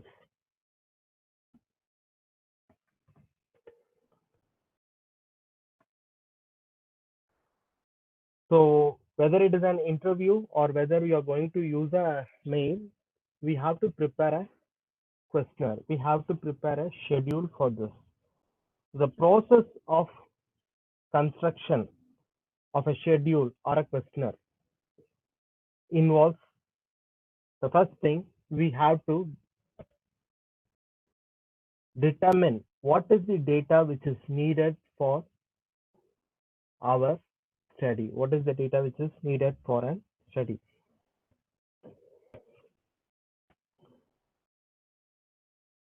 So the first step in the instrument designing process is how the data requirement can be determined. You have to determine the data, how you are going to determine it. So data required for a specific study can be determined by a deep analysis of a research objective. So we have to look into the research objective, the investigative questions relating to each of the research objectives, hypothesis, and the operational definitions of the concept used in them. So using this, we have to define what data is required for our studies. So we have to look into our research objectives and hypothesis, and we have to decide what is the data which is required for our studies. Second, we have to prepare a dummy table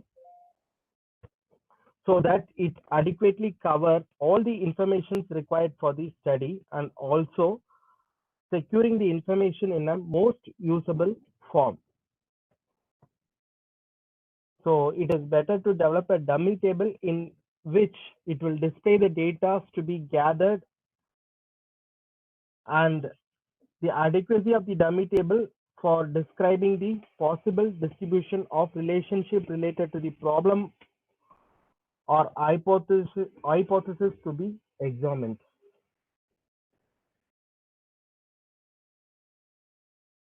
So this will help to identify the gap and the duplication in the instrument, if any, and it will enable the designer to make appropriate addition, correction, and deletion. Next, determination of respondents level.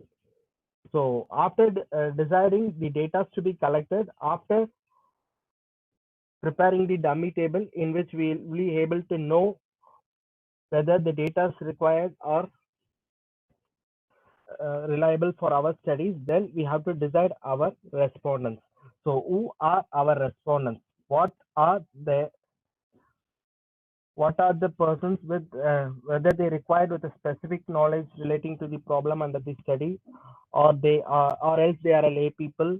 What is their level of knowledge and understanding? And the choice of word and concepts depends upon the level of respondents' knowledge. So the questionnaire in which we are going to use the words, it depends usually on the level of knowledge of the respondents. So while defining the respondents, we should also define the words which we are going to use in our questionnaire and schedule.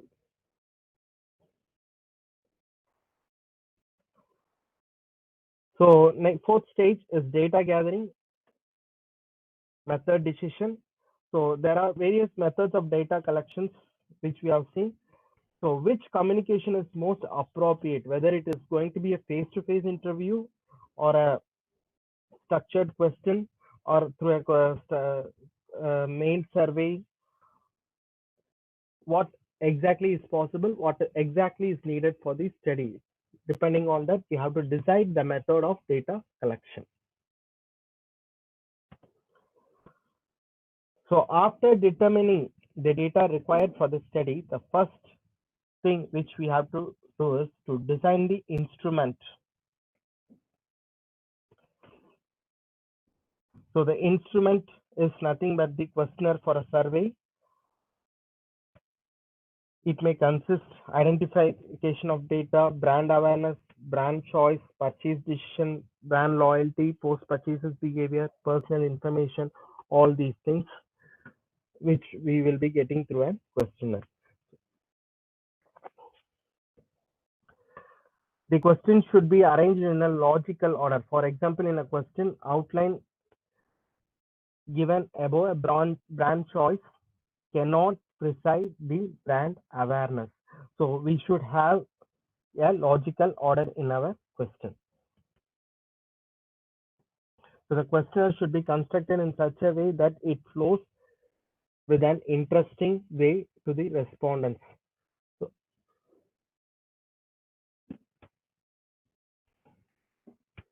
next, evaluation of draft instrument. So in consultation with the other qualified person, the researcher must examine each question in the drafted instrument. So while evaluating the draft, we should see that whether the question is with relevance, whether it is appropriate, whether the questions have a clarity, whether the questions have a validity, whether the questions have the practicability. All these things should be tested. Once the evaluation is done, next we have to go for pre-testing. So pre-test, it is in order to identify the weakness of the instrument and make the corrections wherever it is necessary.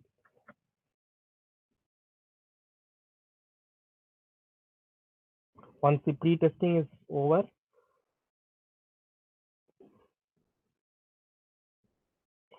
the procedure or instruction relating to the use of the questionnaire under construction should be specified. If the instrument is an interview schedule, then it is necessary to specify the procedure for its use. The specification is one way to ensure that the different interviewers will deal with specific question in a standardized manner. If it is for a mail purpose, the questionnaire is for a mail purpose, then we have to draft a good covering letter to the questionnaire. So the questionnaire itself, it should be carefully and clearly laid out using bold types and capitals to emphasize particular word and instruction. It should be neatly printed in a quality paper, and the design of the questionnaire is most important one. The last one is designing the format. The format should be suitable to the need of the research. So the instrument should be divided into 3 sections relating to different aspects of the problem. Each section heading should be printed in a thick bold letter. There should be more space for the answer of each open-ended question. There should be space between one question and another, and that interviewers, respondents should not get confused with the line while reading it.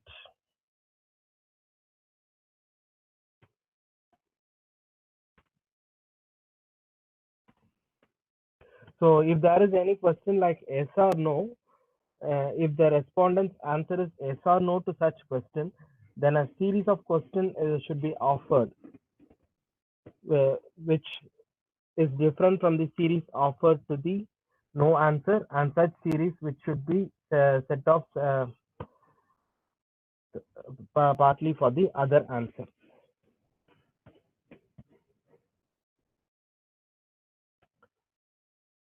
So question construction. So while constructing the question, we should see question relevance and content.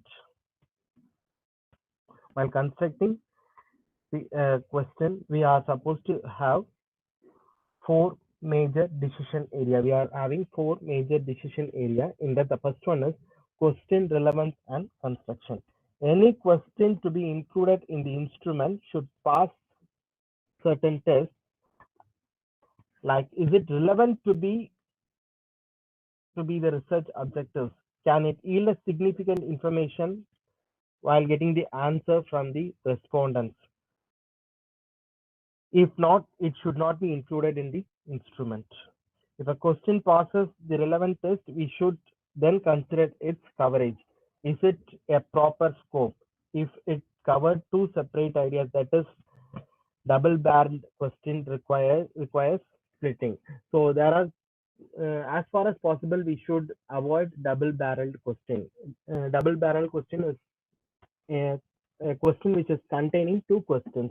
As far as possible, in constructing the question, we should not have a question which is having a double-barreled question. A question should seek for only one answer.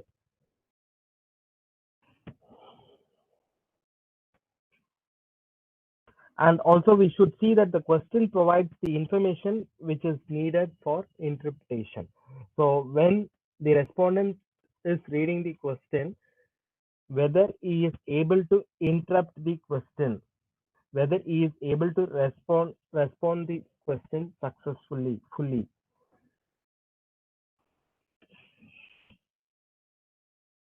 The last thing we have to see whether the respondent will know the answer for the question. So sometimes the respondents will be giving the answers even if they are not aware of the questions. So far as possible, we should avoid such type of questions. So we should ask only those questions for which the respondents are able to answer. So next is questioning words. So this is the thing which is a difficult task while scheduling the schedule or a questionnaire. We have to look into the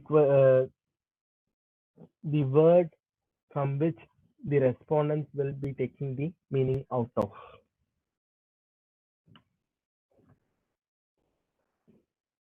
So first one is a shared vocabulary.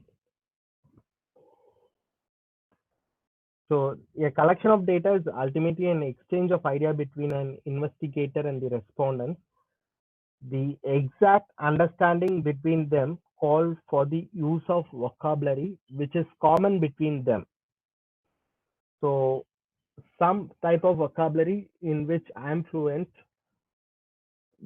the respondents will not be fluent in it. So as far as possible, we should use a vocabulary which is common between the researcher and the respondent.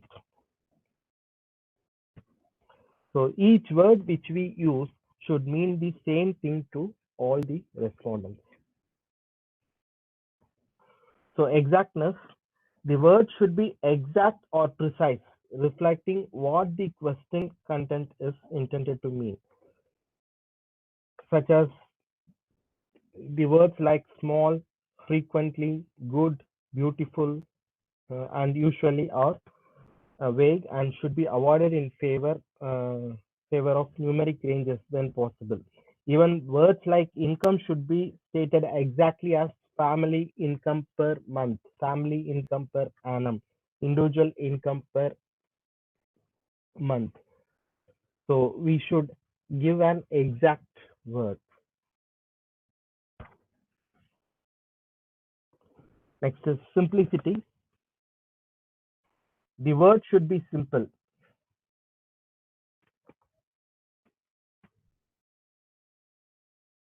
For example, the word nationality, marital status are frequently mistook. Such words should be avoided, and simpler equivalent words should be used. So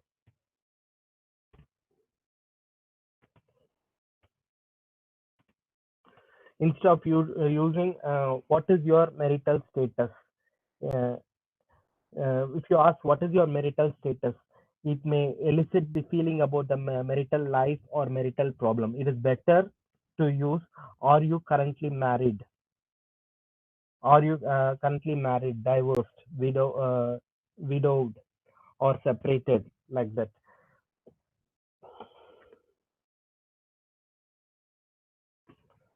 Next is neutrality. So certain words that causes undue influence of prestige or it may give inaccurate answers. Suppose we ask a customer, would you patronize a high-class aristocrat chef? This practically would force the respondent to answer in certain ways. Such wording should be avoided. So in that case, you will say yes. So that type of word should be avoided.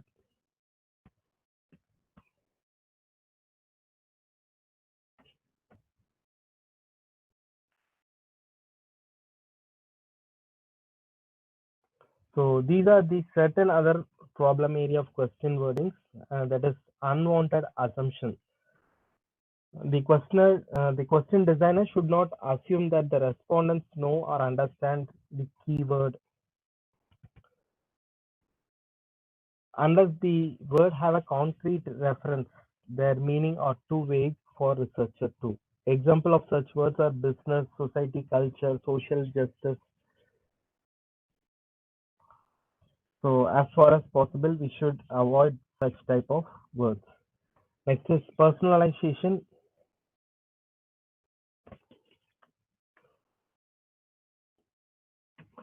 So as far as possible, we have to decide whether a question should be a word in a personalized form.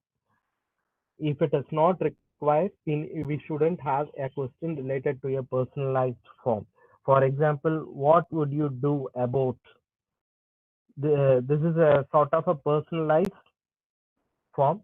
As far as possible, a question should be an impersonalized form. It should not be related to some person. They will not be ready to answer that.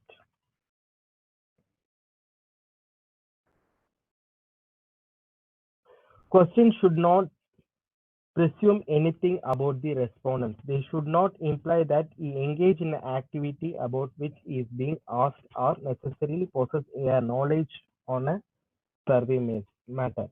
Questions like how many times a day do you drink coffee, or how are you satisfied with the performance of your color TV? So this is a sort of presumed question. So it is better to ask, are you used to drink coffee every day? Do you have a color TV in your home? So instead of asking a question directly, we should first know that whether that person is will be able to answer the question. How many times a day you'll be watching TV? Before that, you should have a question that whether that particular person is having a TV at his home.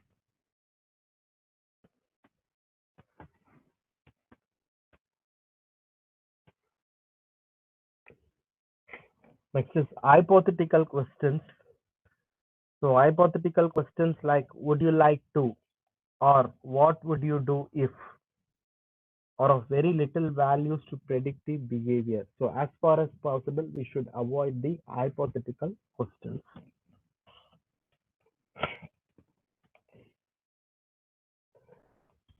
So embracing questions. Some people will not be like to discuss certain things in public, which they think it as a private. So such type of embracing questions should not be asked, and even if it is asked, we will not get the correct answer. So for example, a question like how many times you have cheated in your examination, how many times you have malpracticed in your examination. So this is an embarrassing question, and for which you will not get an answer for this. So as far as possible, we should avoid the embarrassing questions. So the questions which are supposed to be avoided: unwarranted assumptions, personalization, pre-assumptions, hypothetical questions, and embarrassing questions. These should be avoided in our questionnaire schedules.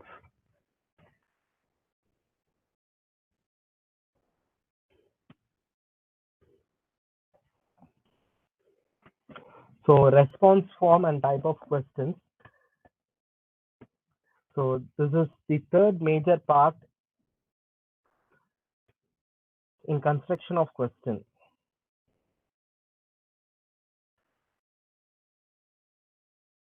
So they may be classified into open question or closed question. So again, closed question, we can call it as dichotomous questions, multiple choice question, and declarative one. So the determinant, the choice between an open and a closed question actually depends on the situation. So there are 5 situations under which you have to select whether it is to be a closed one or an open-ended question. So the first one is an objective of the interview. For what purpose you are making an interview, what you like to what information that you like to gather from the respondents, the respondents level of information about the topic, how far the respondents know about, how far the respondent is educated, how far he knows about the topic which you are going to gather from him, respondents thinking through the topic, the respondents awareness about the topic.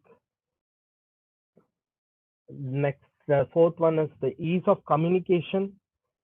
If the communication is of ease, it will surely motivate the respondents. Next, the investigators awareness about the factor. So depending on all these, we have to think about having a closed question or an open-ended question.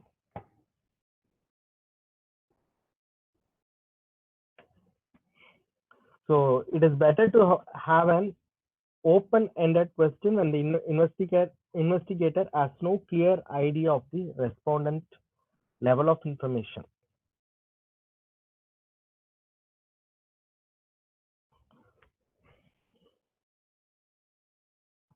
So what is open-ended question?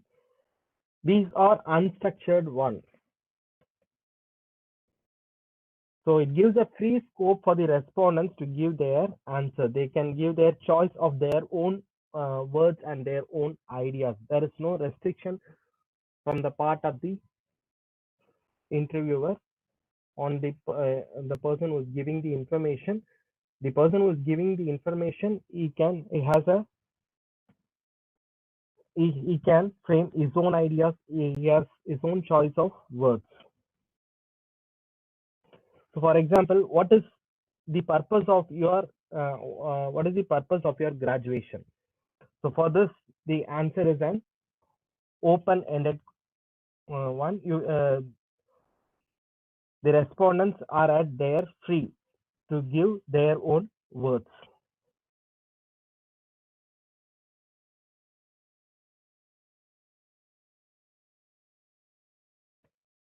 So, open-ended questions are useful in case of an depth interview. So, however, it will make complications and classification of the response will be very responses will be very difficult.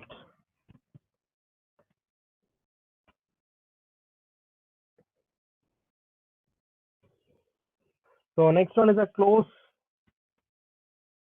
question, which is a structured one with 2 or more alternatives from the respondents. They will be having a standardized answers. They are simple to administer and easy. It is very easy to comply, and also it is very easy to analyze. When compared to the open-ended, the closed one, you can easily analyze it. So in that, the first one is a dichotomous or 2-choice question. In this, we usually will be having 2 responses, such as yes or no. Do you watch television? Yes or no. A choice question. It's a choice question. There may be a potential alternatives behind the stated 2. For example, a respondent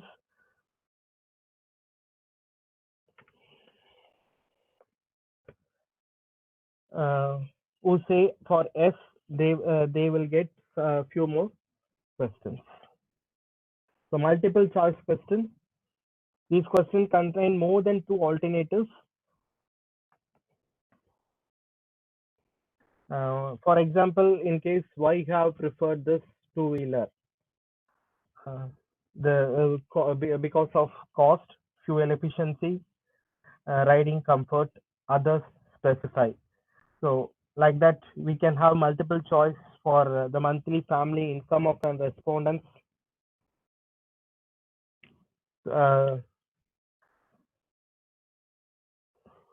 So while selecting a multiple choice, there should be a fair balance in the choice. There should not be any overlapping in the choices.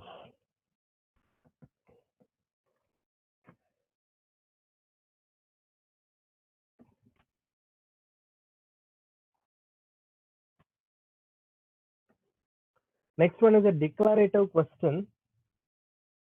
In declarative question, you have a type of multiple choice in which a series of statements will be given to you.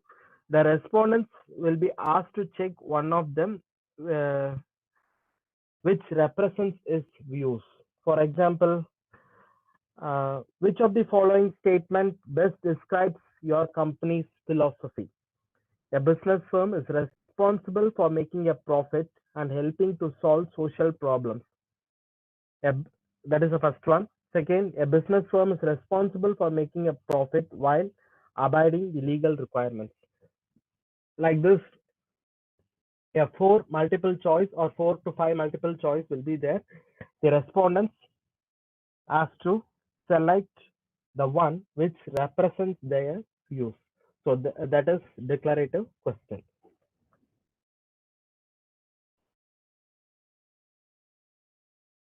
So types of questions to be avoided. So the first one is a leading question.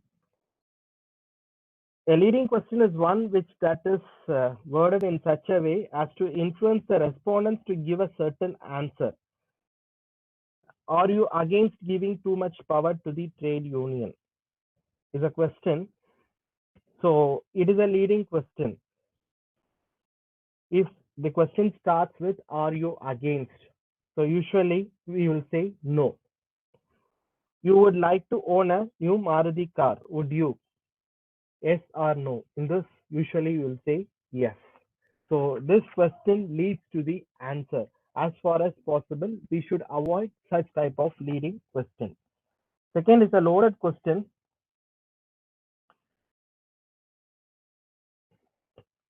A loaded question is one that contains the words which are emotionally colored and suggest an automatic feeling of approval or disapproval. Words such as starvation, terrorist, etc. make response react not so much to the issue posed by the question so as to loaded phrase itself.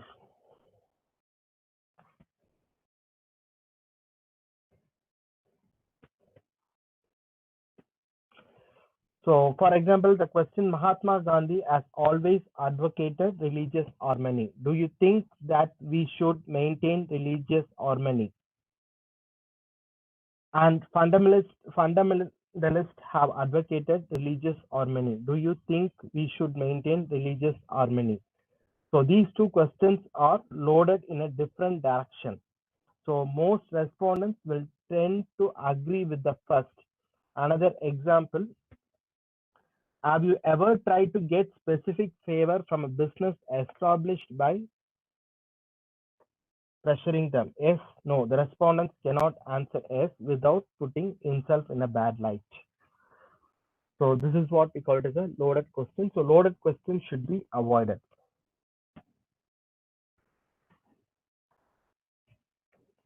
Ambiguous question is one which that does not have a clear meaning. It may mean different things to different people.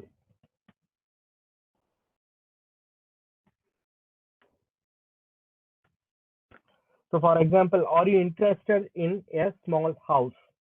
What does the word interested mean? To own or to hire? So what does the word small mean? So the word interest and small. It may mean differently for different persons. Next is double-barreled question, that are two questions in a single question. It's called as double-barreled question. An example is, do you favor or oppose increased job security? Is an example for a barreled question. So favor or oppose. Both the things are there in the question. Long question. When question becomes long, they often becomes confusing.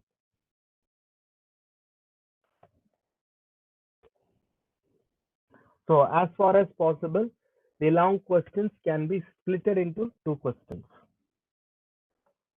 Next, avoid double negativity. A question with double negativity will cause confusion. Hence, double negative construction should be avoided. So two negative things in a question is called as double negativity. So as far as possible, a question should not have double negativity.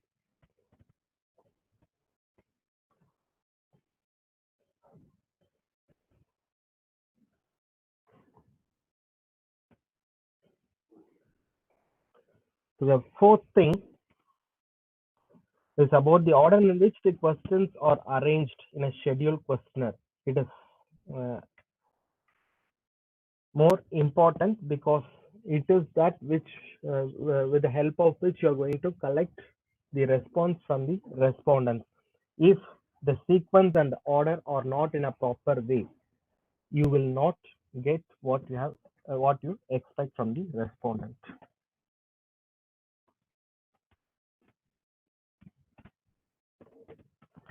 So the first thing, the question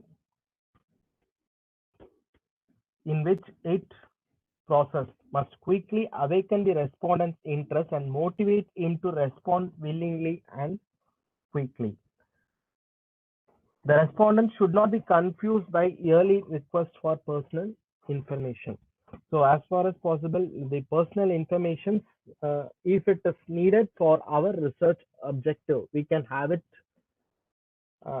at the beginning. Otherwise, we can take it to the end of the questionnaire. The question process should begin with a simple item and move to an complicated complex things. From the general items to a more specific items.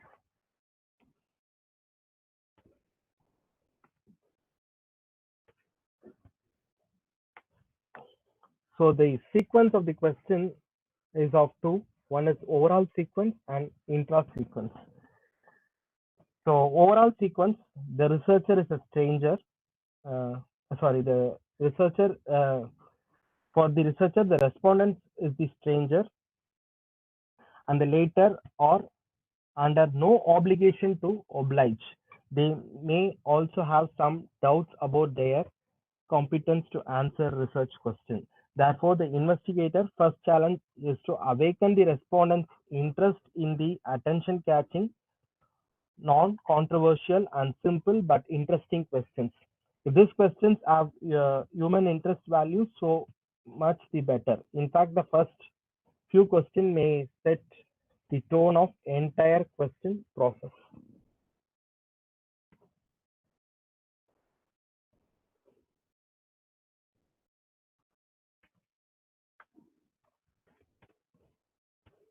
So intra-sequence, there are two general patterns in arranging the question within a specific topical area. They are funnel sequence and the inverted funnel sequence.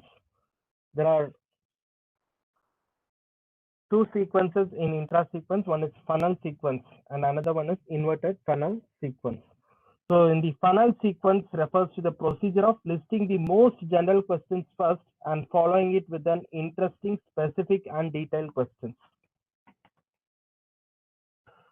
Whereas in the inverted funnel sequence, the narrow questions are followed by a broader one. The purpose is to obtain a generalization in a form of a judgment regarding a concrete situation. And it seems that the respondents do not hold consider opinion about it. Then it is helpful to begin with the specific questions which are easier to answer and then move on towards the broader questions.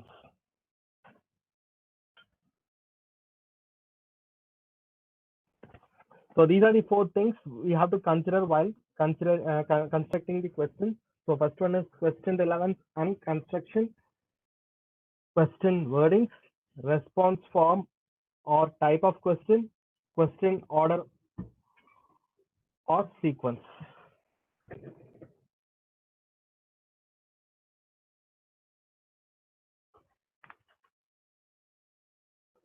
So checklist. So in the so first one, we have to see the content of the question, whether the question is clear and understanding, whether the question is related to the subject matter, whether the respondents have the information for which the question is being asked. The question has to be more concrete. If the question content is biased or loaded in one direction without accompanying questions to balance the emphasis, then we have to see that the questions does not pave way for biased answers.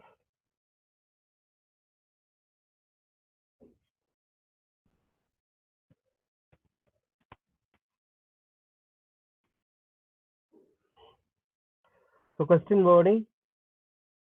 So the question contain difficult or unclear phrase. Whether the wordings in the question are biased or emotionally loaded. Can the question be better asked in more direct or more indirect form? The last is the sequence. Are the answers to the question likely to be influenced by the content of the preceding of the questions, or the question lead up to the natural way, or they incorrect psychological order? In the light of the evaluation, the drafted question should be revised and improved.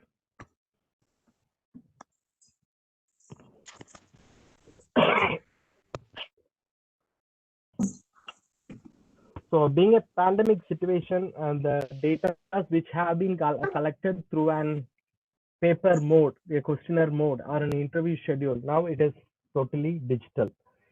We can collect the data through a WhatsApp call, a video call, or through an SMS chat. So the technological transformation has made us to convert our data collection into a digital mode. So digital data collection offers a data quality by allowing skip pattern. Respondents can skip based on logic, entry limit, restrict respondents to a specific range. We can restrict them while collecting in a forms. So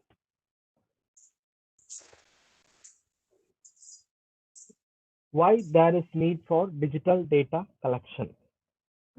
So the data quality is ensured. You can collect it quality data from number of respondents.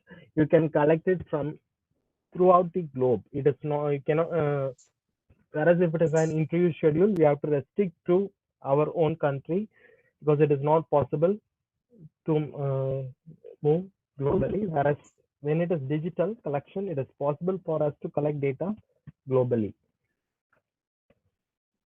So we can reduce the number of missed questions because every response is required. So if we have fixed our sample, it is possible for us to collect all the required sample. It is a type of time saving when compared to manual collection.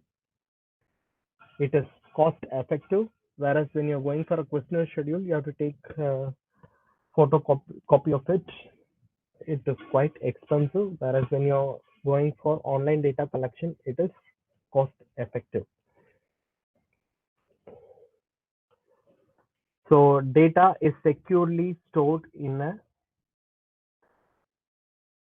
device, mechanically stored, and it is free from damages.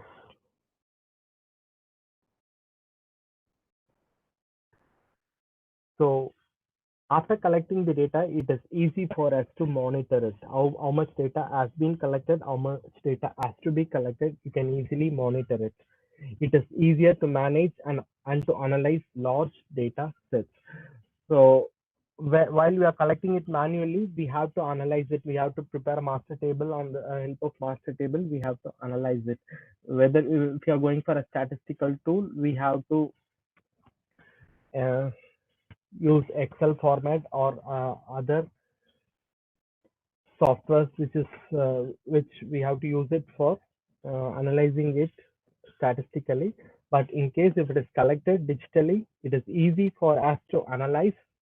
Even we can use it, we can convert it into Excel format, and we can use it for statistical calculations. The first one is a Kobo toolbox. You can use it free of cost. It is an open source suite for data collection. You can design forms quickly and easily in this. You can also reuse the questions.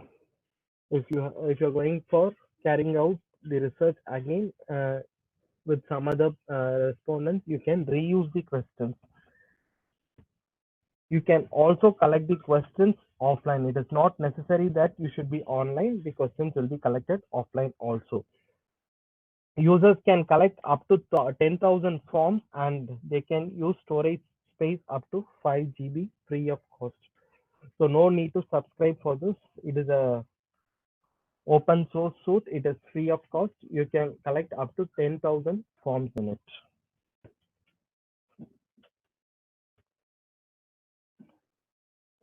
The second one is an open data kit. It is also an open source software for collecting, managing, and using data.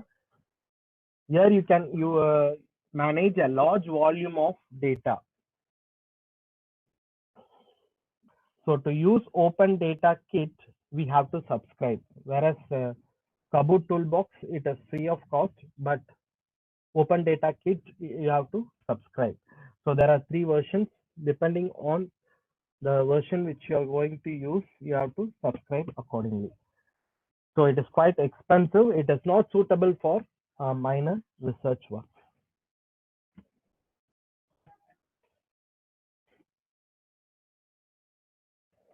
The third one is a surveymonkey.com.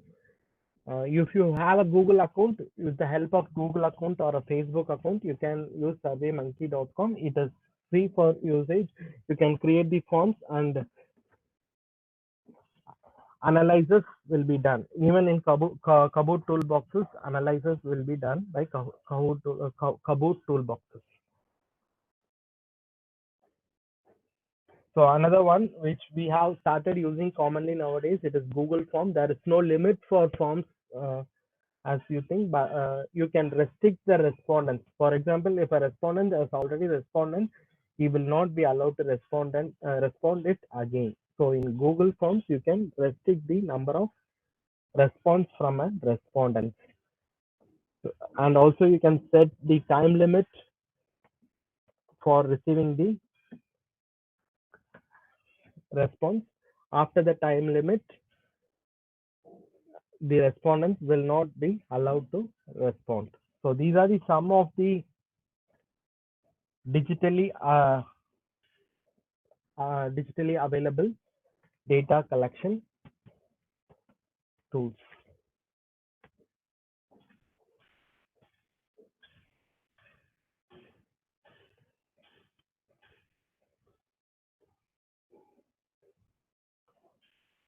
So what has to be considered while selecting a digital tool for data collection. So first thing, consider what data is needed. If the data is needed, it is of observation nature, then we cannot go for digital data collection. So it depends on the data. If it is like a questionnaire form, then you can go for digital data collection. Next, consider the ecosystem. So using of too much of technology is not good for ecology. So in some places we don't have the technological development.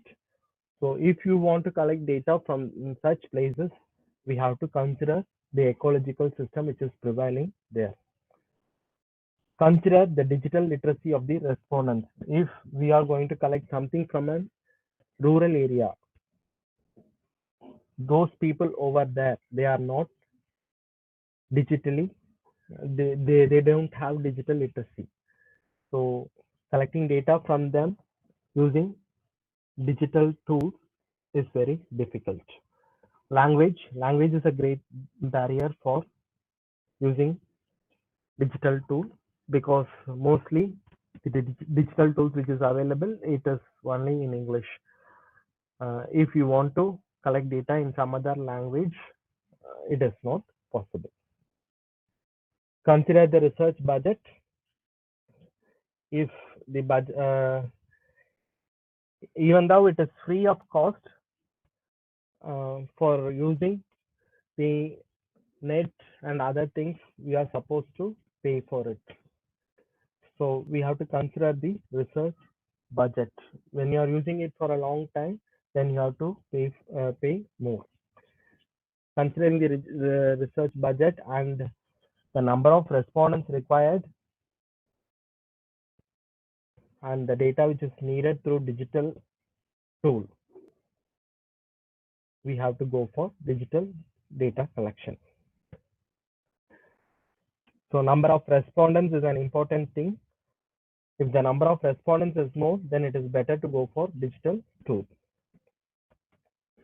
So before sending the questionnaire through digital mode, we have to get the consent from the person who is going to give information about the data. Questionnaire design, even though it is going to be in a digital form, we have to follow all such questionnaire designs, the word, the sequence in which it should be arranged, everything should be considered. So determining the respondents' eligibility, whether the respondents will be eligible to answer the questions digitally on time. Determining that, we have to consider the digital tools.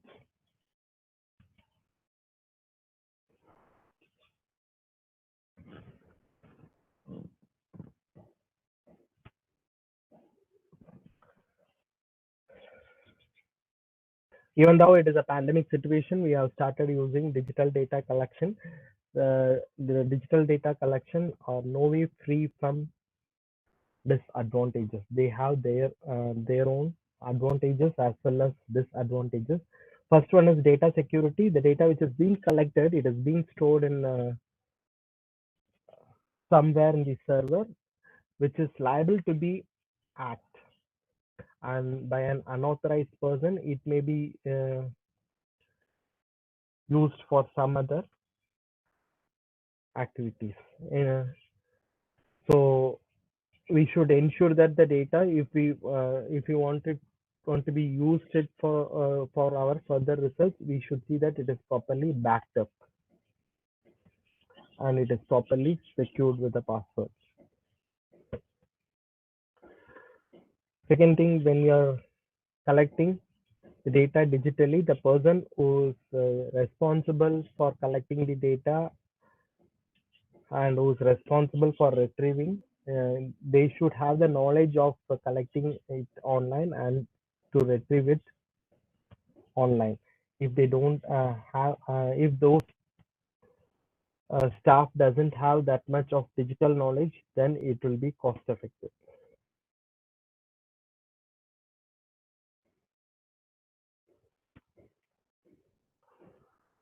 So unlike a paper survey, the flexibility of digital survey is also restricted. As I told you, digital data collection cannot be taken in your local language.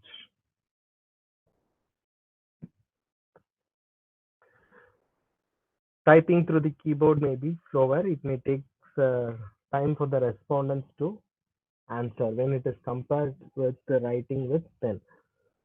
So it doesn't mean that all the respondents are aware of typing skills through mobile and through keyboard. So the lack of typing skills will lead to delay in getting the answers. So challenge with connectivity. Thank God my net is still working. There is no power cut in my area. But if the internet is, the connection is poor, if network is not good, then the connectivity there will be a problem. That is why in starting I asked whether you're able to hear me, whether my presentation is visible. If my network is not good, you will not be able to get both audio as well as my presentation. So researchers do not have control over the respondents' response behavior. As such, waiting for their replies for the survey can sometimes drag on. So since I said it is possible for us to collect it globally, we don't have control over the respondents. Some respondents will respond immediately. Some may take time to respond. So these are the limitations of digital data collection. Once again, I thank the Central University of Tiruvallur for giving me an opportunity for sharing my ideas in tools of data collection. Thank you, sir. Now, session is open for Q&A. Participants, if you have any doubts, you can just post your questions to resource. Sir, we can make a question. We can make a questionnaire in paper format as well as the digital format. Both we can collect. You can collect both, but in digital format, when you collect, it will be automatically it will be stored, so you can directly download it in Excel. But when you are collecting in paper format, you have to feed the data manually. For example, if I am collecting 350 respondents, means I can divide it into 150 and 200, 150 in paper format and 200 in digital format. Is it okay, sir? Yes, it is okay. You can collect like that. That's what. Thank you. If you are collecting through an digital mode, you have to transfer the data which collected digitally to an Excel format. Whereas if you are collecting it manually, you have to insert the data. Thank you, sir. Thank you. Sir, I have a question. In participant observation, is the researcher abided to follow the research ethics like having the informed consent? I'm sorry, I am unable to get what you're asking. Yes, ma'am. You can just post your question in the chat box so that we will post that question to the resource person.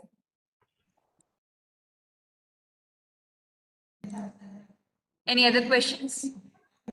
Yeah, there is a question in chat box. If private organization not allowing to collect data from their employees, is there any solution?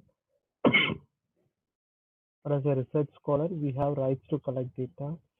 No, unless they give you permission, you cannot collect. You have to get permission from them for collecting data. For example, if you are going to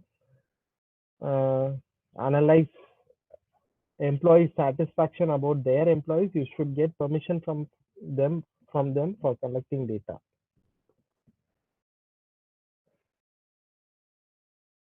Hello, sir. Yes. Sir, is there any government guidelines for digital data collection? No, there is no any guidelines. Yes, sir. You can use Google Form. It is free of using. If you have a Google account, you can use it. There is no Sir, we restriction. don't have guidelines from the government. No, we don't have any guidelines for that data collection. Okay. Unless Thank you use others' data, if you're collecting your own data, there is no such problem. Thank you.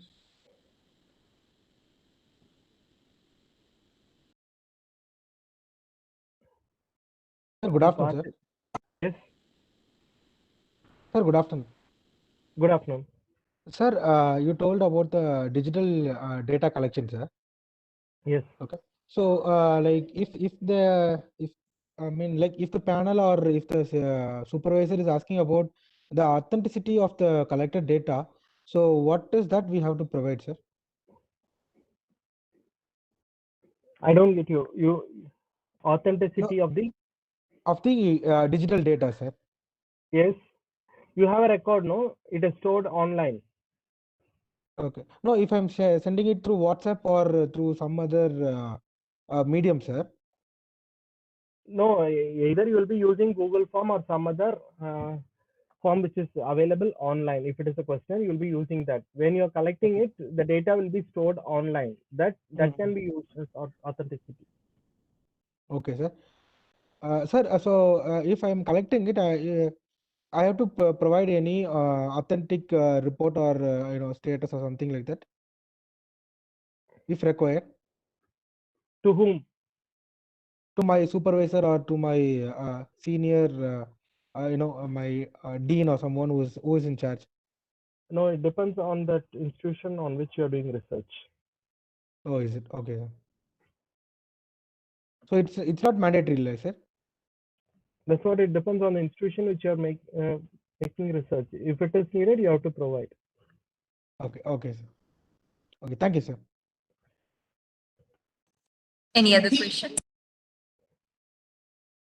There is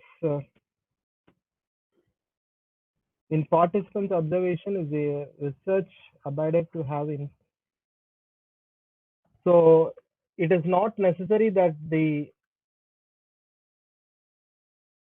participants should be informed about the in observation. The participant should be informed about the observer. Observation is taking place. It is better not to inform them if you want to get a clear data.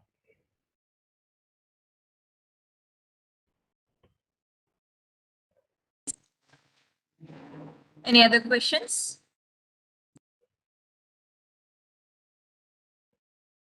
No, it is not necessary that they should have that cupboard. The questionnaire link will be sent to them. They will be replying it with the help of their mail ID.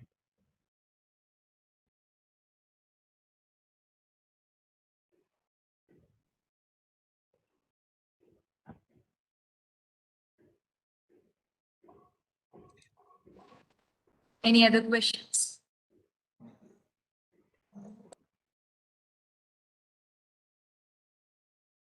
Okay. So shall we wind up, sir? Yes, ma'am. Thank you. Now I call upon any one participant to share their feedback.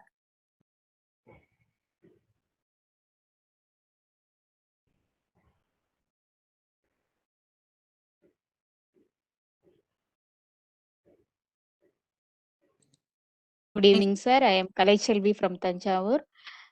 You have explained all the questionnaires that how we are asked the questions, and that replying also we that in descriptive form how we have to classify that one by one. It is very clearly we have understand, sir. That PPT also you are in many tools are you have used with the used to showcase the PPT. It's very pleased us, sir. Thank you, sir.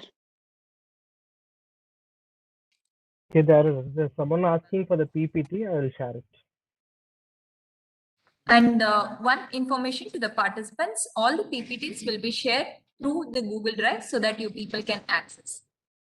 For all the resource persons will be sharing PPTs in the Google Drive so you people can access. And finally, thank you so much, sir. It was a very informative session. on sources and the ways in which we can collectivize the data in today's world, because the online of data has been rapidly widened. The main reason would be the COVID, or maybe they want to collect from the large samples. So that will be the technique, and you have explained few more software which we can use it for gathering the data. And thank you so much, and thank you, dear participants, as we have session on one more session by Prince sir tomorrow afternoon. So we will not be sharing feedback today. We will share the feedback link tomorrow. And regarding the question for the entire day, we will post it in the group maximum by 6 o'clock, because we didn't get a question next session, that we will get it and then we will post it to you. Thank you so much. Thank you. Thank you, sir. Thank you, dear participants. Thank you.